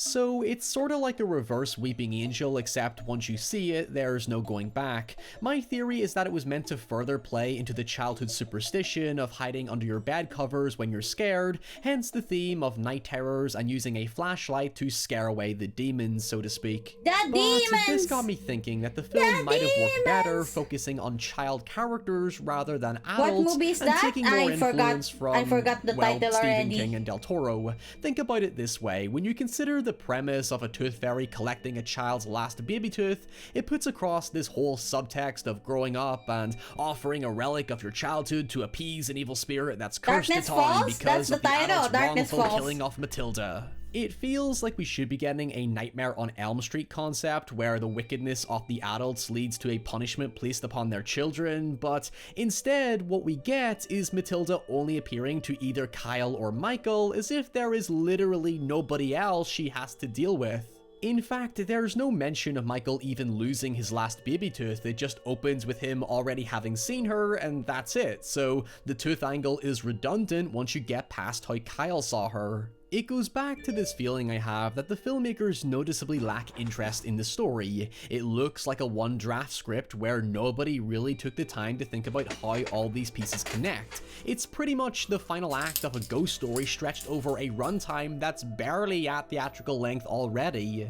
The fact that it's called Darkness Falls yet makes zero use of the setting is a depressing missed opportunity. There's no sense that Matilda has any fear or control over this town, as most of her appearances feel inconsequential.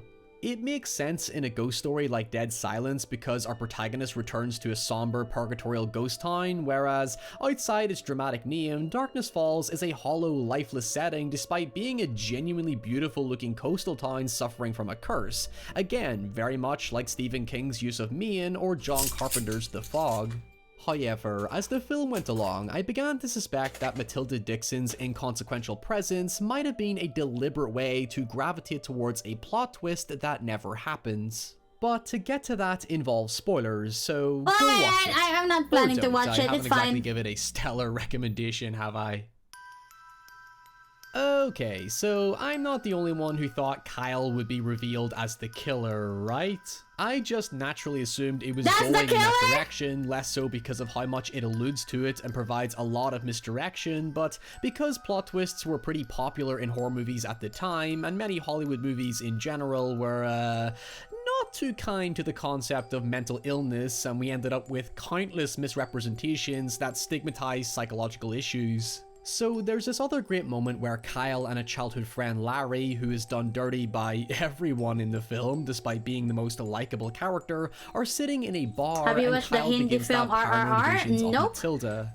He eventually gets into a fight He with a looks drunk like a guy in mix the woods between who is Mark then killed by the Ruffalo, spirit Andrew and is Garfield, and arrested Ryan on suspicion Reynolds. of murder. Kinda, Now, this yeah. is the second time Kyle has encountered the Tooth Fairy and has emerged as the sole survivor, and with the addition of psychiatric medication, the cops are pretty quick to point fingers. In fact, when Larry later dies, would you believe it, Kyle is the only other person around. It seems like it's very much alluding to him being the killer, and Matilda was just some delusion to pass on the blame.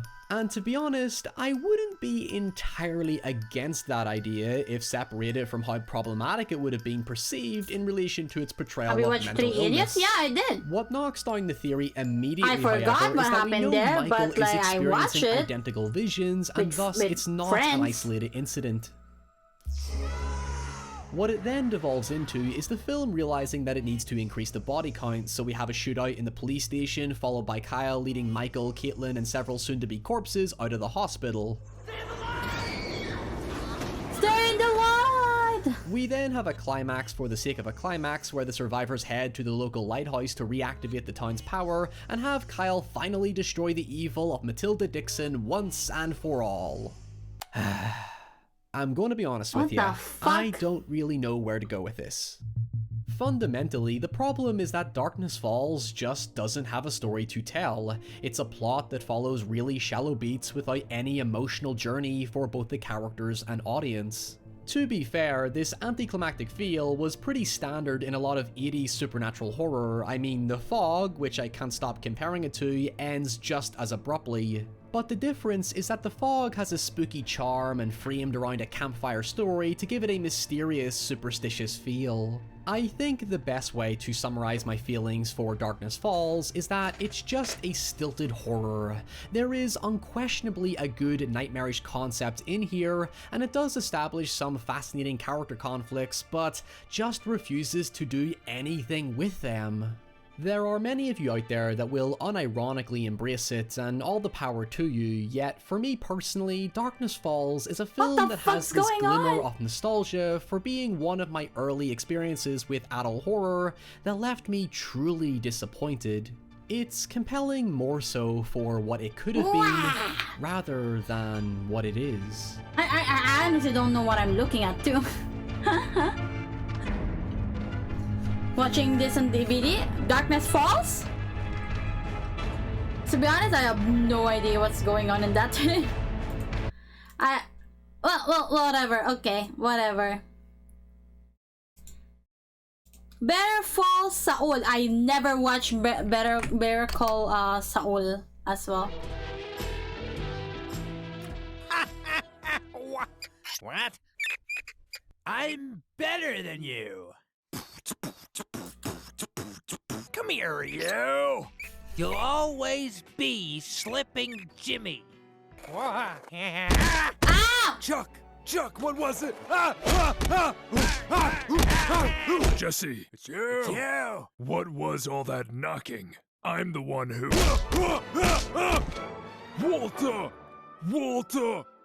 Hey, Vince, why are we shooting all my scenes first? It's Lalo time! Saul? Me? King of the Rats? Okay. I never watched I haven't watched Better Call Saul. Better Call Saul. I have never watched it though, so.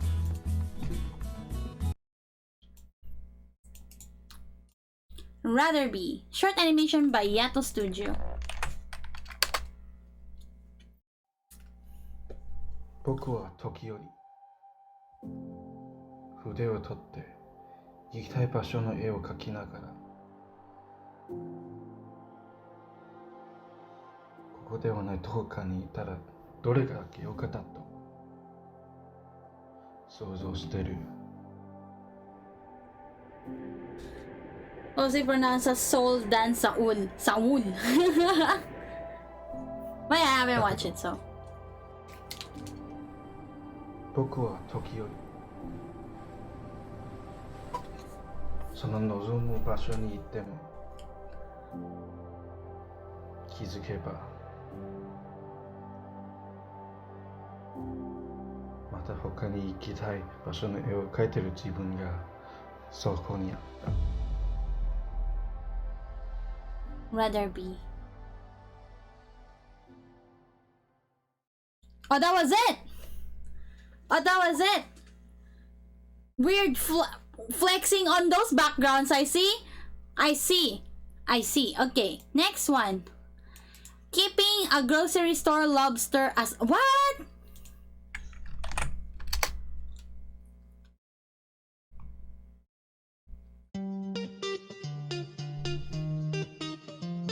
This 55-gallon Keeping salt a tank has grocery been store sitting empty lobster. here for a while.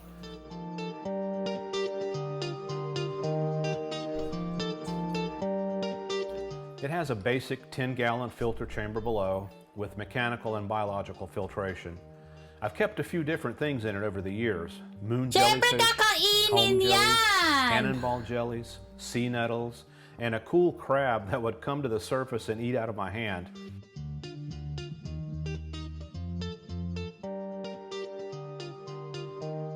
And it would even eat brine shrimp out of a syringe.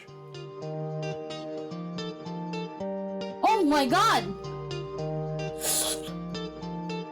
He used the freaking lobster skin!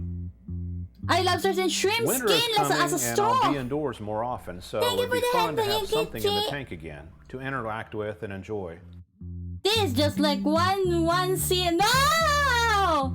Not that!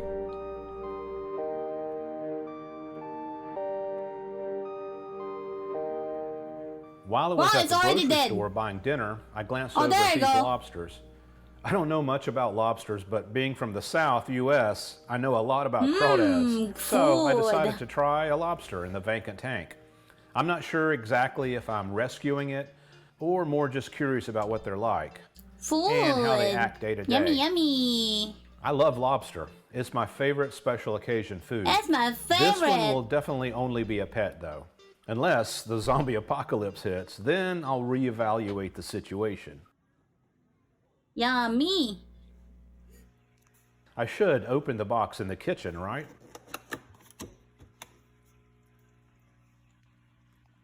My god. And he's dead! Dun, dun, dun, dun, dun, dun.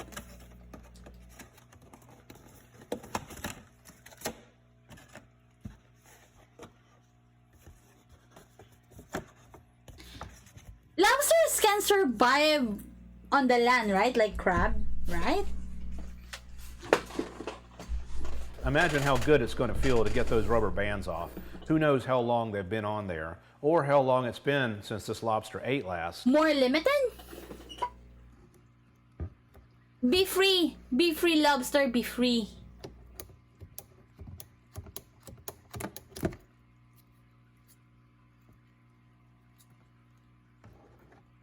I think he's dead.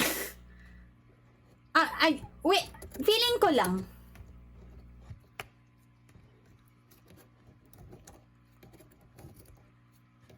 Oh, it's fresh? Why is it not moving? Are lobsters not that moving people? That much movement or something?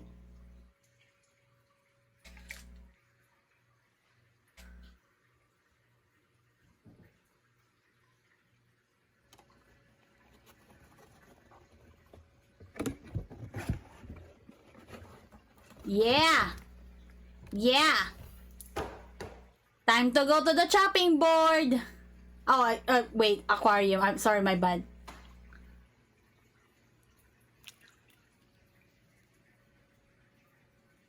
There you go, he's alive. It's blowing air bubbles, we will eat it. It must be getting rid of the air that got trapped in its shell when it was in the box and out of water. And then we will eat it.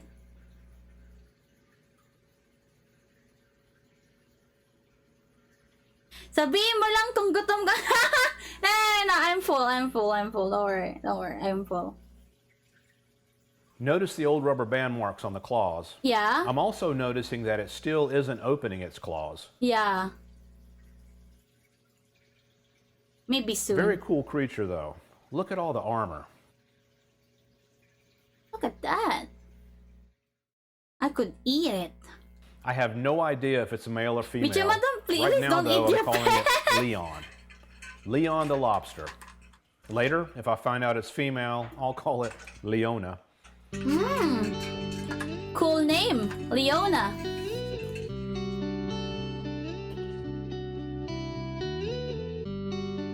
I have no idea how long this lobster's been in the grocery store, and no idea how long it's been since it's eaten anything.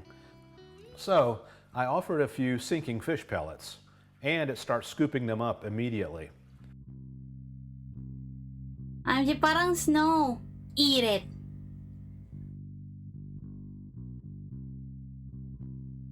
Eat it and eat it. Yum yum yum yum yum yum yum yum yum. Eat it so that I can eat you. Then it starts sifting through the substrate for pieces.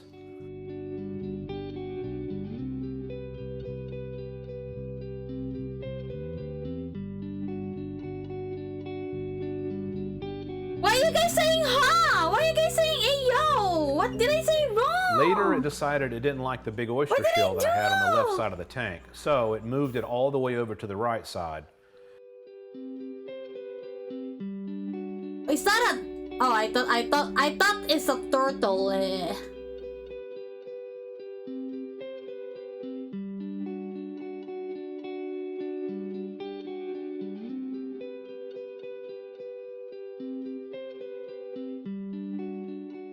Then it starts moving the crushed oyster shell substrate to the right, like a big earth mover, cleaning up its new house.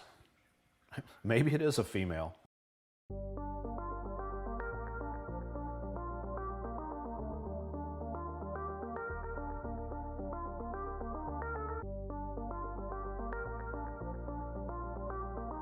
What the fuck? Oh.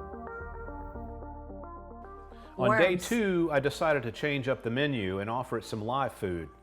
Earthworms. It immediately started going for these. Eat. Though I noticed the dexterity of its 8 side arms was a little slow and not so accurate. It did find the worms and scoop them into its mouth. Eat it. Eat it. Eat it. Yeah, eat it so I can eat you. Mmm, yum yum yum yum yum yum yum yum yum yum. On day 2, the big claws that were rubber banded still are not working. What did I do this time? What do you mean?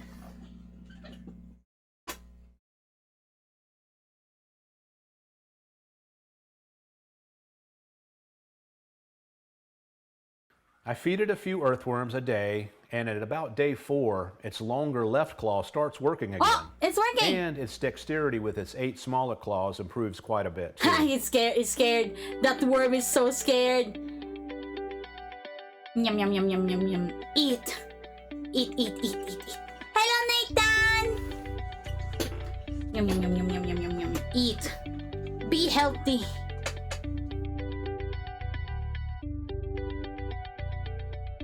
Eat those worms.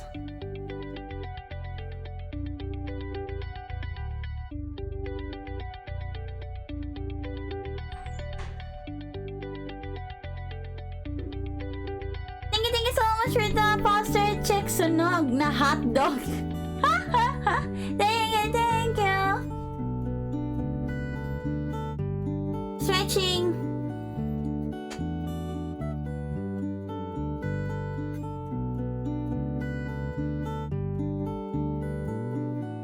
Yum yum yum yum yum yum yum yum yum yum yum yum yum.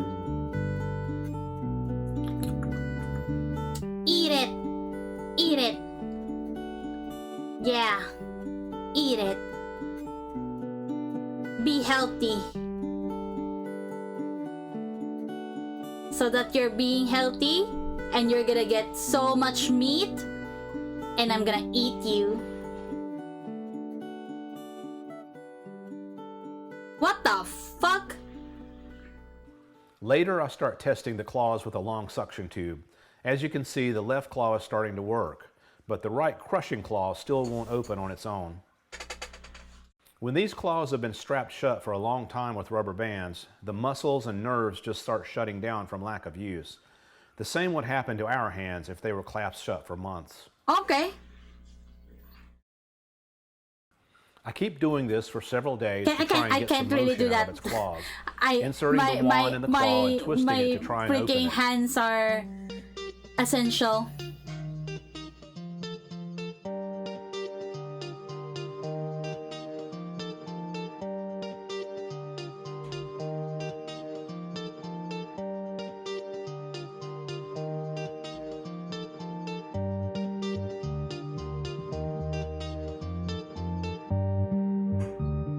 I actually saw an artist who draws with feet.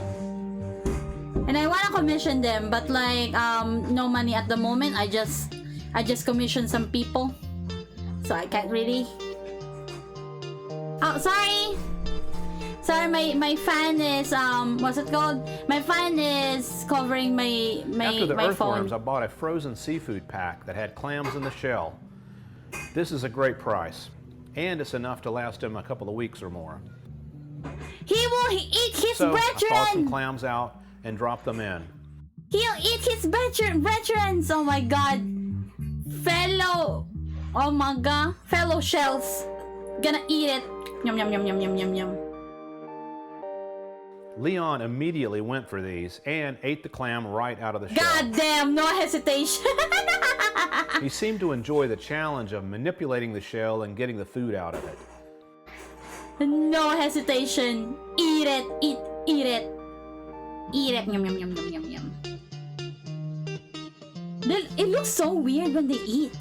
What the fuck?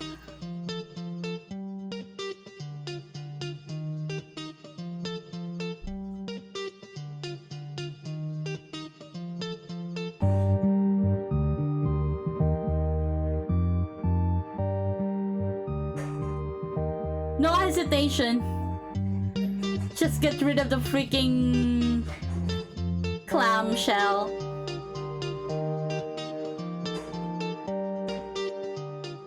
After he ate the clam, he carried the empty shell across the aquarium and put it on the other side. Kind of like putting your dishes in the dishwasher after dinner. Hey! Much more disciplined than some people! What the fuck?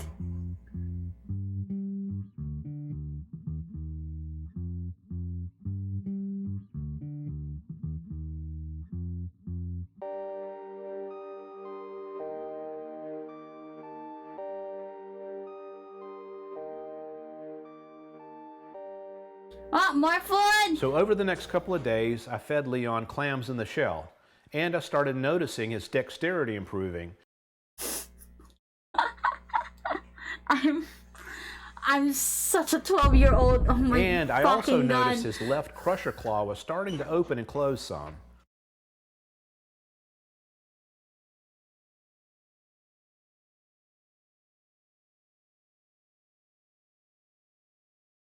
He seems to enjoy manipulating the clamshells and getting the food out.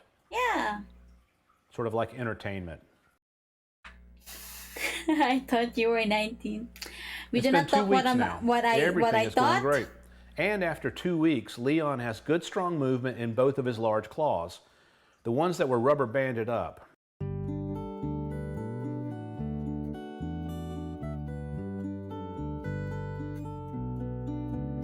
Almost there, almost there.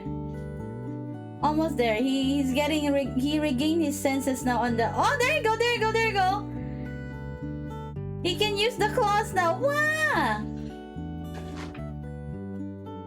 He loves to eat.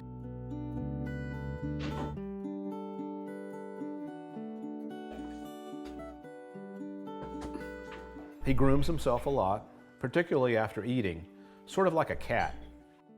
He grooms his whiskers and even his eyes. What?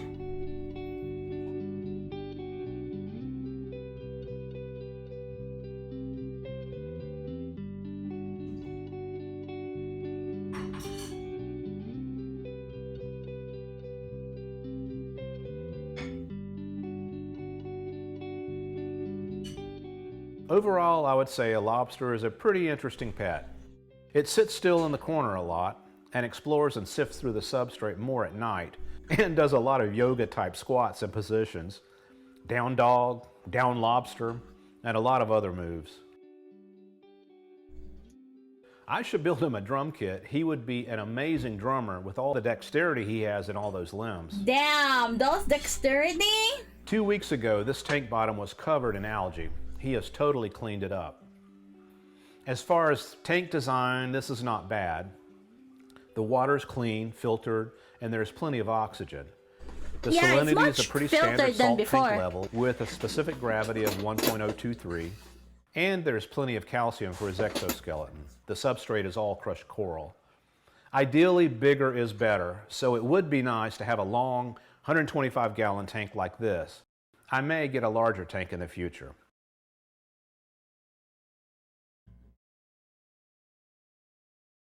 Welcome to the house, Leon. If you enjoyed this video, please like and subscribe, and feel free to share it with friends you think might enjoy meeting Leon. I may do a follow-up video soon and update you on how everything is going. And then he eats the lobster, right? And then he eats the lobster, right?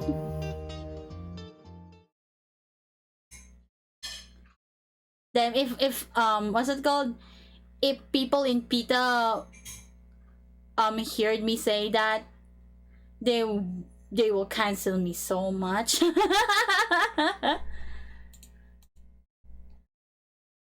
They would cancel me so much. How I finally did the impossible Yoni combo in League of... Oh my god, wait, I saw this one, but in Pianta version. This is Yone, and this is one of his most difficult mechanics. In this video, I'll show you 5 Yone combos ranging from easy to impossible. I'll share with you some secret tips on Yone combos. So obnoxious. While making this video, I've spent 40 hours in game, made 200 attempts at a single combo, and probably annoyed twice as many players. This was definitely one of the hardest challenges I've had to face in League of Legends. So let's start with the easiest combo. Yone Q gives him stacks on hit. On 2 stacks his next Q will have a dash and a knock-up. Q also has a cast time. This little bar at the bottom shows how long it takes for the dash to start. And if you slash during that cast time, you can change the starting point of Q. Combine it with Yone's ult and you have a fast, high damage and super easy combo. Even though it worked out on the first try, I wanted to make it beautiful, not just one-shot a single ADC. And just after a few tries, I did this. Okay, that's it. God damn. It's like Yone's wet dreams. Like I don't know. In the first combo, I used flash during Q cast time. Now I'll show you what happens if you use it a bit later. Yone will change position, but Q win slash won't. And that's really useful because both Yone and Q win slash will knock up enemies and deal damage.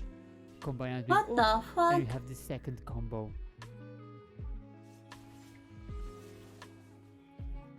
I was really struggling to find a place to use it, as I was able to get only 1 or sometimes 2 good tries in a single game. Disgusting! But this is what happened just after 2 games. Disgusting! Oh my god, that literally Yone's wet dream. Both Yasuo and Draven got hit by Q and ult. Wee! 4-man ult!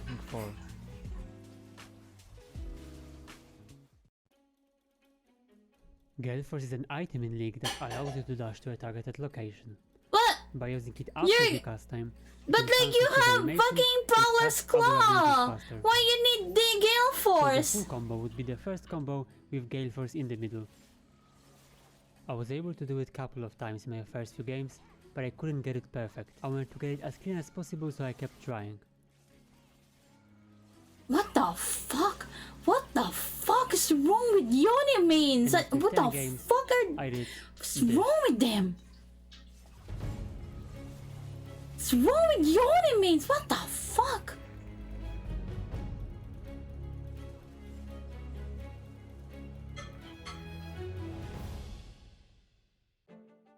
Normally you have to wait for the Q animation to end until you can cast other abilities, but you can use another item called Prowess Claw to change that. As you may know, when you use Prowess Claw, you dash to an enemy. The secret is to use Q during that dash. When done correctly, Riot Spaghetti Code freaks out and it allows you to cast other abilities. Now Q cast time causes a problem. It's quite long and it has to finish before you reach the target with Prowess Claw. So to solve it, you either have to be really precise and use Q just a few frames after Prowess Claw, Boom. or you can extend I can't do this. I'm not really like a bruiser kind of Keep in mind player. that the cast time gets shorter the more attack speed you have, so you need at least some of it to make it work. Those combos are starting to get really difficult, I and it can't took me play about as an hour in like practice to get it Yone or somewhat Yasuo. consistent. I really thought it's gonna take me 10, maybe 20 games. That's why I stick but on it turned out fucking my training paid mages. off. And just after a few games, I did this. Okay. What This the was the fuck? combo I wanted to do. It looked great, but I didn't hit anyone, so I thought I should try again. And this is how it went.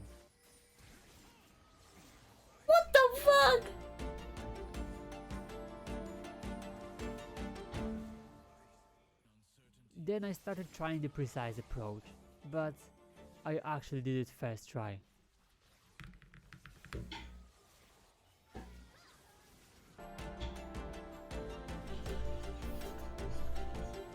When you can just play Garen, but like, To this point, I played 16 games. Oh my and completed 4 out of 5 combos. I really thought I could complete the last combo in maybe a few games, but it quickly turned out to be the hardest challenge I've ever had. The hardest Yone combo. Yone's E is an ability that creates a ghost. If you press E a second time, Yone will come back to that ghost, and normally you can't use any abilities during that comeback. But you can use Pro Skill again to change that, by using Pro Skill at max range, and then pressing E immediately after. His animation will change, and it will allow you to cast other abilities. At Q and ult to get this. I really thought it would take me 5 or maybe 10 games, but this time luck just wasn't on my side. This combo is quite easy, but it's almost impossible to keep your enemies at the perfect distance. After 40 games, I really the most score memory I have is getting a penta with Kate. Setup, or maybe I can change the combo to make it a bit easier. But again, with better setup, easier combo, and another 20 games, I still couldn't do it. I spent a whole week just playing Yone, and I didn't see any progress. What's wrong with Yone mains, man? Last time, I went to practice to hopefully find something different. What is this, the fucking Valorant? The range, but with Yone? I'm constantly looking for new tricks and mechanics, so maybe, just maybe there was another way. And somehow, just after a few minutes in practice too, I found this. By using Pro Skill on the enemy that is out of your range, you buffer it. That means when Yone gets in the Pro Skill range, it will cast by itself. So for the full combo, you want to buffer Pro Skill, and then when you get close enough, you flash in the Pro Skill range, and then press E a few frames later. This setup was pretty precise, but I finally didn't try on luck. After some training, I began trying, and this is what happened in the next few games.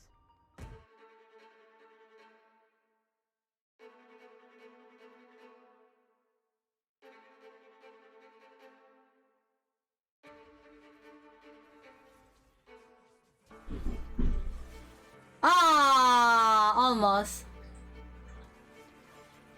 It's a bit difficult when you're when the enemy that you're trying to do isn't like a stationary one.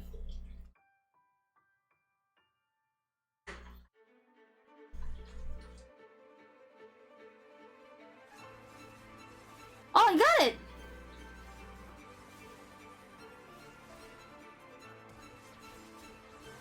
You got it!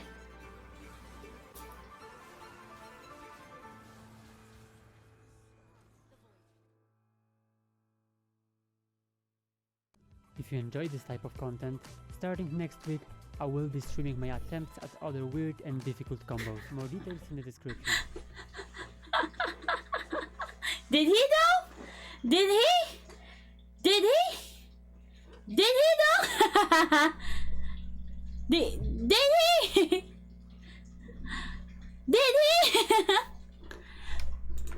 Did he? Did you stream like different ones? Like what the fuck? Hello, currently static. That must be so confusing to encounter in game. Yeah, true. I'm like, Jesus Christ, so difficult. Obnoxious. Obnoxious. What do you call this one? Combo. The illusion of free will. Apple. And here's a banana. Okay. Pick one. Apple. Whichever one you picked, it was your decision completely. This is what we call free will. Okay. It's the idea that we are the sole authors of our destiny. Mm-hmm. That in the face of multiple choices, whatever decision we make is completely down to us. We have the power of free choice. But what if I told you that free will is this a Jaren vid myth? again? Yeah. That we were all just a group of atoms who will react to a particular stimulus in a way that can be predetermined.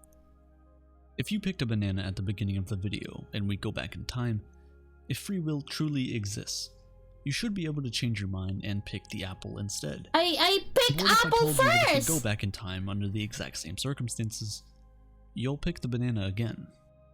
What if I told you that I can actually tell which of these two options you're going to pick 300 milliseconds before you actually You pick didn't it? know. You With said that I 100% picked accuracy. banana over apple, In the and I 1980s, picked apple. Benjamin Libet, a physiologist, used an EEG, an electroencephalogram, to show that you can read and tell that somebody is about to move 300 milliseconds before they decide in their conscious mind to actually move.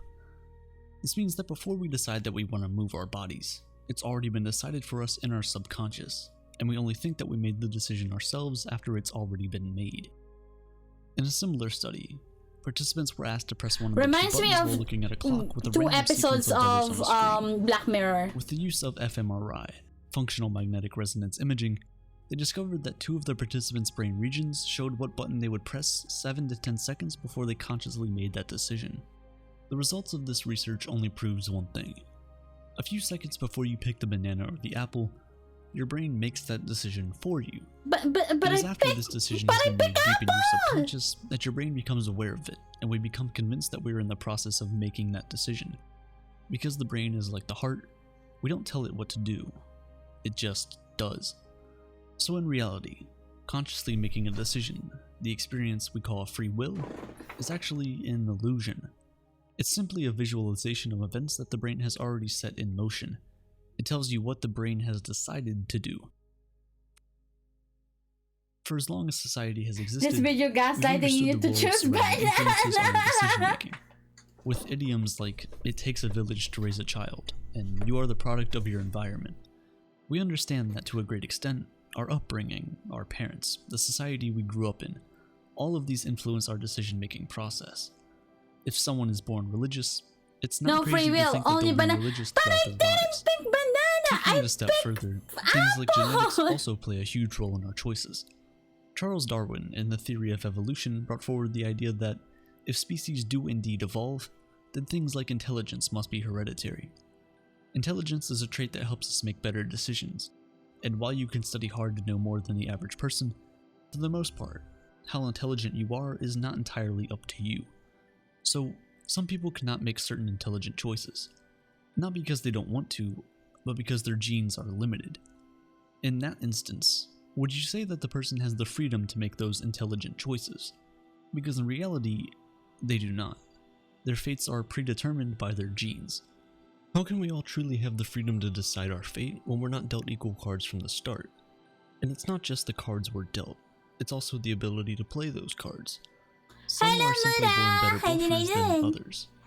When you look at the concept of free will critically, the whole idea seems to crumble pretty quickly. In fact, researchers have come to the conclusion that believing in free will is like believing in religion. Neither of them agree with the laws of physics. Think about it. If free will truly exists, and if choice is not just a chemical process, then why can things like alcohol and antipsychotics completely change a person's behavior? Even worse, we've seen brain tumors turn people from pediatricians to pedophiles. Domenico Mattiello was once a respected pediatrician. For 30 years, he was loved by his patients and adored by their parents and everyone in the society. In a shocking turn of events, however, in 2012, he began facing trial after being accused of making pedophilic advances towards his female patients. What? Neuroscientific research showed that Mattiello had a 4-inch tumor growing at the base of his brain that changed his behavior. In 2002, a similar thing happened to an American schoolteacher. He suddenly started having pedophilic urges towards his stepdaughter and was arrested. What? Then it was discovered that he had an egg-sized tumor growing in the part of his brain that was supposed to be responsible for decision-making. What the fuck? After the tumor got removed, Fucking the man's tumors. pedophilic urges stopped completely, and he was able to return to his family. If free will exists, why can removing a tumor change a person's choice? Is it then possible that by altering brain chemistry or physical composition, we can completely change a person's beliefs, ideologies, and choices without the person being able to do anything about it? The tumor! In more recent years, lawyers have started using MRI scans to help plead the case of their clients. With neuroscientific research proving that brain tumors and malfunction cause them to commit their crimes, it's difficult to argue against it. That's why there's some Because if they people did who are have not the freedom to choose to guilty, do something not else, guilty for, then why would you because give of them the heaviest insanity. punishment for actions they could do nothing about? Brian Dugan was facing execution in the state of Illinois after he pleaded guilty to murdering a 10-year-old girl. However, MRI scans revealed that he had mental malfunctions that affected his decision-making process. His lawyers pleaded with the court to spare him the capital punishment because, in reality, can we really say that it was his fault? If malfunctions in his brain caused him to do what he did, then he didn't have the free will to make a better decision. While he was on death row, his case continued to get argued, and as a result, the state of Illinois abolished capital punishment. Some scientists who still want to cling on to the idea of free will argue that, while it's true that the subconscious makes decisions for the conscious, we still have the free will to shape the unconscious world. And on first glance, this makes a lot of sense. You can read a book and an idea gets into your subconscious. Then, in the face of a choice, the idea you've read floats back out of your subconscious, forming your conscious decision. However, there's a flaw in that idea. It's much like a paradox, because where then does the desire to change your subconscious by reading a book come from? Desire, much like choice, comes from the subconscious. So a conscious effort to shape your subconscious is actually a subconscious effort to change your subconscious. The biggest obstacle the idea of free will, or lack thereof, faces is morality. If morality is based on free will, and free will doesn't exist, then what happens to morality? What happens to every other man-made institution that has been designed around the idea of free will? When faced with questions like these, many people immediately fall into a trap of fatalism. Fatalism is the idea that we are completely powerless in the universe's game. People who think like this believe that since we are not completely in charge of our destiny, we're completely at its mercy. It's random and not up to us. Then they become a lot less happy and start slacking in their relationships. They stop trying to be good people or uphold any moral standards, and overall they start to have a lower sense of fulfillment in life. But we don't have to fall into that trap. The scientists who champion the idea of the absence of free will would rather explain it philosophically as determinism rather than fatalism. Determinism is the idea that all events are predetermined by existing causes. That everything that will happen can be explained through the clockwork laws of cause and effect. It doesn't mean we're completely powerless and simply at the mercy of what's to come. It simply gives us a different way to look at everything that happens around us. According to the government of the United Kingdom, more than half the people in prison have a brain injury. Doesn't that tell a scary story? Understanding the true concept of free will help us realize that those people are no different from us. They're not worse humans, and many times, they're just there because of a combination of bad events that were totally out of their control. In the same way, with deterministic thinking, we would also show more humility when talking about our achievements, because now we understand that we are simply a product of our past experiences. It helps us to have empathy for people who are not in a similar position as we are, and it helps us to reduce our sense of entitlement. If the people in higher positions in society do not attribute all their success to their personal efforts alone, they're more likely to do more for others. They're more likely to help and to give back to others, hoping they might be able to recreate the factors that help them succeed. If you're getting scared or confused right now, I totally get it. Even the scientists who have been studying this for decades have found it very disturbing. It's a difficult thing to wrap your head around because it goes against everything society is built around. Free will is the basis of our society. It's what determines who is right and who is wrong, who gets the praise and who deserves to be punished. It tells us that a man who killed another man deserves to spend the rest of his life in prison, and that someone who works hard deserves to live a good life. And that's the fear of spreading the absence of free will message. Many scientists believe that if enough people are aware of this idea, parang gusto kong himasin yung baba ng pusang. What the fuck? Because why would someone else risk his life to save another person if after he's done it, people will only say, well, he didn't decide himself to do it, so he doesn't deserve any praise. The reality is, praise and punishment are two huge factors that help influence our decisions. So if we remove them from our society, we pave the way for fewer good deeds and much worse ones. It's a strange dilemma to be in, because although the truth is that we do not have free will, believing that we do is actually a lot better for us. This is the concept of illusionism, that although free will is an illusion, it's one that we must keep up with. Because faced with the choice between truth and good, it benefits the most of us to always choose good. So next time you see a homeless person down the street, don't just roll your eyes and judge the person.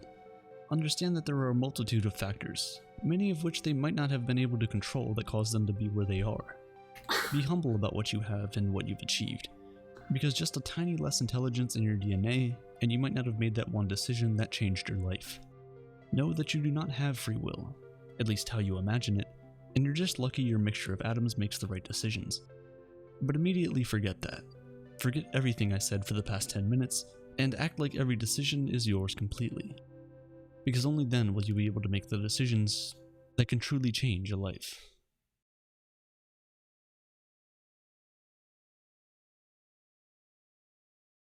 My Free brain. will is an interesting topic. It's almost like it makes you question everything you do in your life. We all have things we like doing, but do we really like doing those things? Or is it just your brain convincing you that you do? See you soon. Okay, It's kind of like your brain is a computer, we still have 15 and it's minutes feeding you because algorithms to make you do what it wants you to do. Streamed late. Regardless, much like reality itself, free will is an illusion that we've come to live with. But that doesn't mean we're helpless. With Brilliant, you can learn about some of the most pressing and interesting topics in STEM. You've heard me talk about Brilliant many times over the years, and with each new upgrade, they just keep getting better and better. Speaking of algorithms, Brilliant has an interactive course on the I am not fundamentals. sponsored by Brilliant. Recently, Brilliant has What upped the the fuck interactivity on the platform to a brand is new level. this? It teaches you how algorithms work and gives you blocks of code to move around to get things working how they're supposed to. My brain! We all learn differently, but I think we can all agree that the best way to truly learn and retain something is by doing it. With Brilliant's interactive courses, you can learn a new skill or topic in as little as 10 minutes. Brilliant has courses in math, science, and computer science for learners of every skill level, beginner or expert. If you're interested and want to become a smarter person overall, visit brilliant.org/aperture I'm not smart. I'm to not start smart. learning for free. You'll I'm also smart. get 20% I'm not off smart. a I'm premium not subscription, which will unlock I every am not single course sponsored Brilliant has and to I'm offer. not smart. As always, you'll be supporting yourself and my channel at the same time. I am not sponsored and I am not sponsored and I'm not even smart.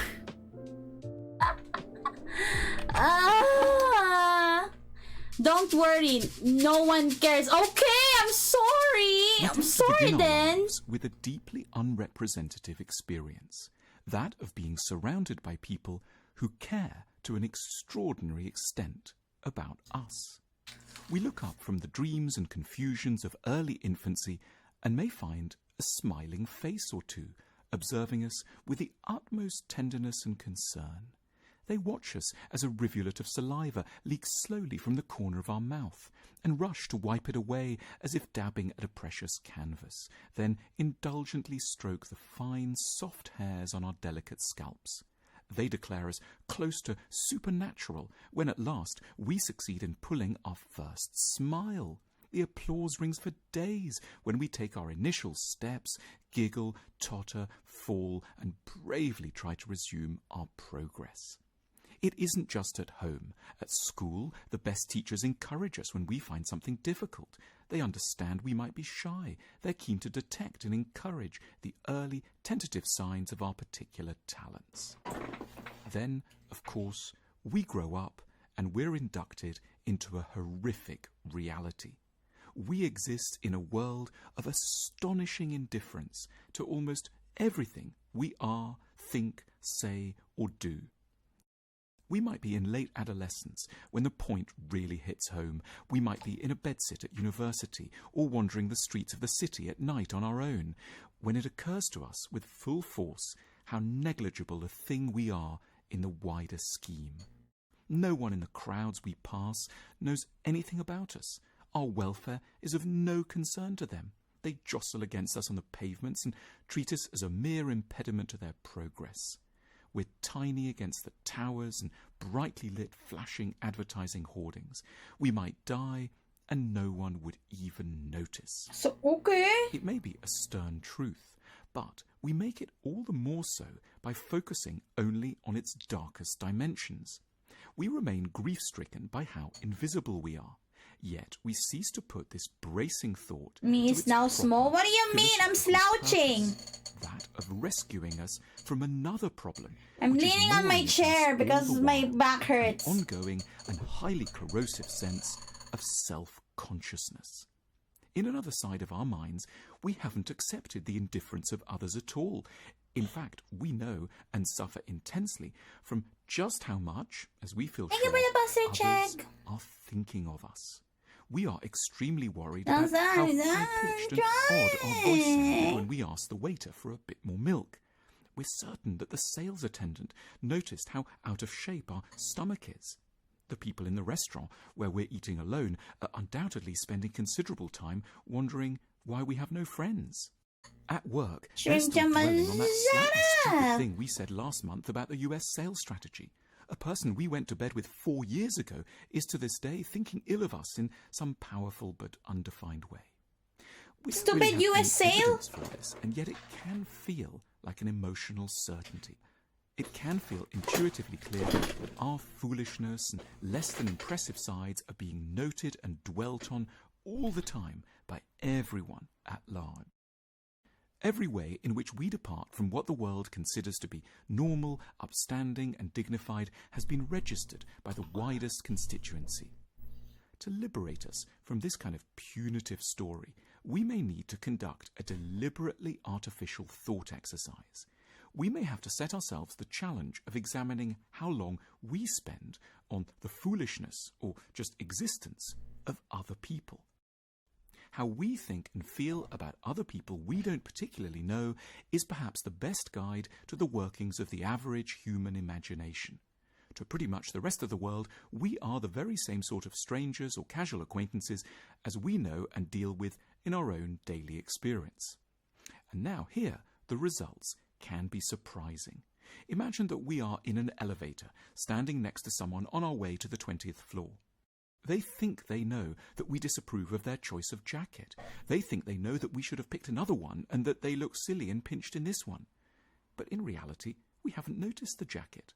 In fact, we haven't noticed they were born, or that one day they're going to die. We're just worrying about how our partner responded when we mentioned our mother's cold to them last night. Or imagine it's well on the way into the last bit of a 2-hour meeting that we sense that a colleague's hair really is a bit different today, though we can't quite put a finger on how. Even though they spent a small fortune on their cut and thought intensely about the wisdom of visiting a new salon. In other words, when we take our own minds as a guide, we get a far more accurate and far less oppressive vision of what's likely to be going on in the heads of other people when they encounter us, which is, in the nicest way, not very much. This kind of news is both very bad and strangely good. On the one hand, no one may notice when we die. On the other, they're also sure not to have noticed when we spill some orange juice down our front or do our hair the wrong way. It's not that we or they are horrible. Our lack of caring isn't absolute. If we really saw a stranger in trouble in the water, we would dive in. When a friend is in tears, we are sympathetic. It's just that for the most part, we need to filter. Our everyday lack of care occurs for a perfectly sane and forgivable reason. We need to spend most of our waking energies on navigating and doing justice to our own intimate concerns. Once we've had to think about our relationship, our career, our finances, our health, our close relatives, our offspring, our upcoming holidays, our friends, and the state of our household, there's just going to be very little time left to reflect on the suddenly high-pitched voice of a customer or the outfit of a colleague. We are owed the upside of an otherwise tragic insight. We shouldn't just suffer from the indifference of other people. We should, where it matters, properly reciprocate it. We shouldn't merely suffer from being ignored. We should accept the liberation implicit in the fact that we are being so. And then, in turn, we should embark more courageously on those situations and adventures where a touch of foolishness is always going to be a possibility, like the start of a new business, a romantic invitation, or asking a question at a conference. We may fail, but we can believe with new certainty that almost no one will give a damn if we do. An idea that may, above anything else, help to contribute. Is this a life lesson how to deal with being Donald? Or I don't know. No one's going to much notice or care about anyway. God damn it. At the School of Life, we believe that confidence is a skill we can all learn. Click now to learn more. God damn it. Why is this week's YouTube night I just contemplating if I should be existing or not? God damn it! God damn it! God damn it! Stop making me think about stuff! and all that stuff, and all of the stuff, and stuff. So God damn it, my freaking brain. Okay, this is the last one. This is the last one. So I'm gonna end my stream after this. So yeah.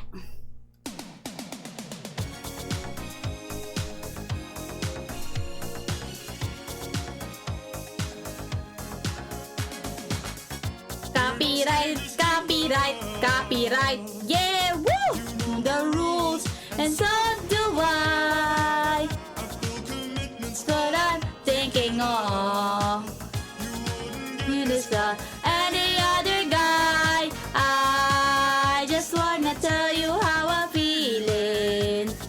How to make you understand. Never gonna give you up. Never gonna let you down. Never gonna run around and desert you. Never gonna make you cry. Never gonna say goodbye. Never gonna turn around and hurt you. You didn't realize this is an ad, but I'm not sponsored by insurance. By the way, I'm not sponsored by insurance. I'm never gonna give. Never gonna give. Never gonna give. I'm sorry, Twitch. I'm sorry, Twitch. I'm really sorry, Twitch. Copyright, copyright, copyright. Yeah, woo, copyright. At least we didn't end it. Oh, you won? You won? Oh, the jungle.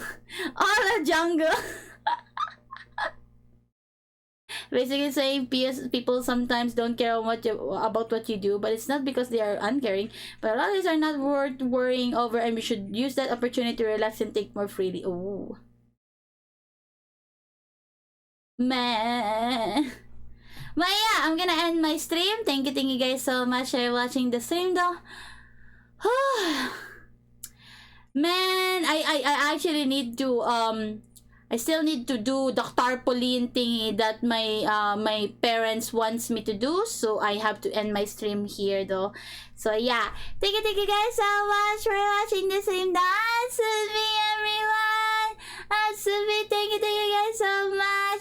Thank you. I have to finish the tarpaulin. That's why gonna rest for a bit. Then I'm gonna do the tarpaulin because I have to touch grass later 3 p.m. So I'm not gonna be in this house later until like evening or something like that. So yeah, I have J-Man and no, I have to do something because it's my grandma's birthday. I have to make a tarpaulin for their, I don't know, Zumba gym or something like that. I don't know why, but like, yeah, thank you guys so much for watching the stream. Awesome, everyone. Awesome me. Puta kayo na, napapagod na ako. Thank you guys so much. Thank you guys so much. Awesome me, everyone. Awesome me. Thank you guys so much. Let me see who to raid first. We're no strangers to love. You know the rules, and so do I. Na, that's what I'm thinking of. Na. Every other guy. I just wanna tell you how I'm feeling. Gonna make you understand. Never gonna give. Okay, wait. I'm looking at my Twitch. Wait lang. My God, I'm actually like dying. I need to rest for a bit. I feel like I ate so much chicken popcorn. Okay, let's raid Ara. She's playing Detroit. It's not that simple. Can't just go shopping at a Damn, she plays Detroit. Is she in PC? Cause that's really difficult to play on stream unless you have a high-end PC, you know, PC parts and all that stuff. Oh, she's playing with PS4. She's playing on PS4. Okay, got it. Yeah, I'm gonna raid Ara. Naya. okay. She's playing Detroit Become Human. I love Detroit Become Human. I should probably try to play like David Cage games and all that stuff. Maybe on December or something. So it's Cage Mas. So yeah, thank you guys so much for watching the stream. To me, everyone, not to me. Thank you guys so much. I'm actually like I'm pretty tired now.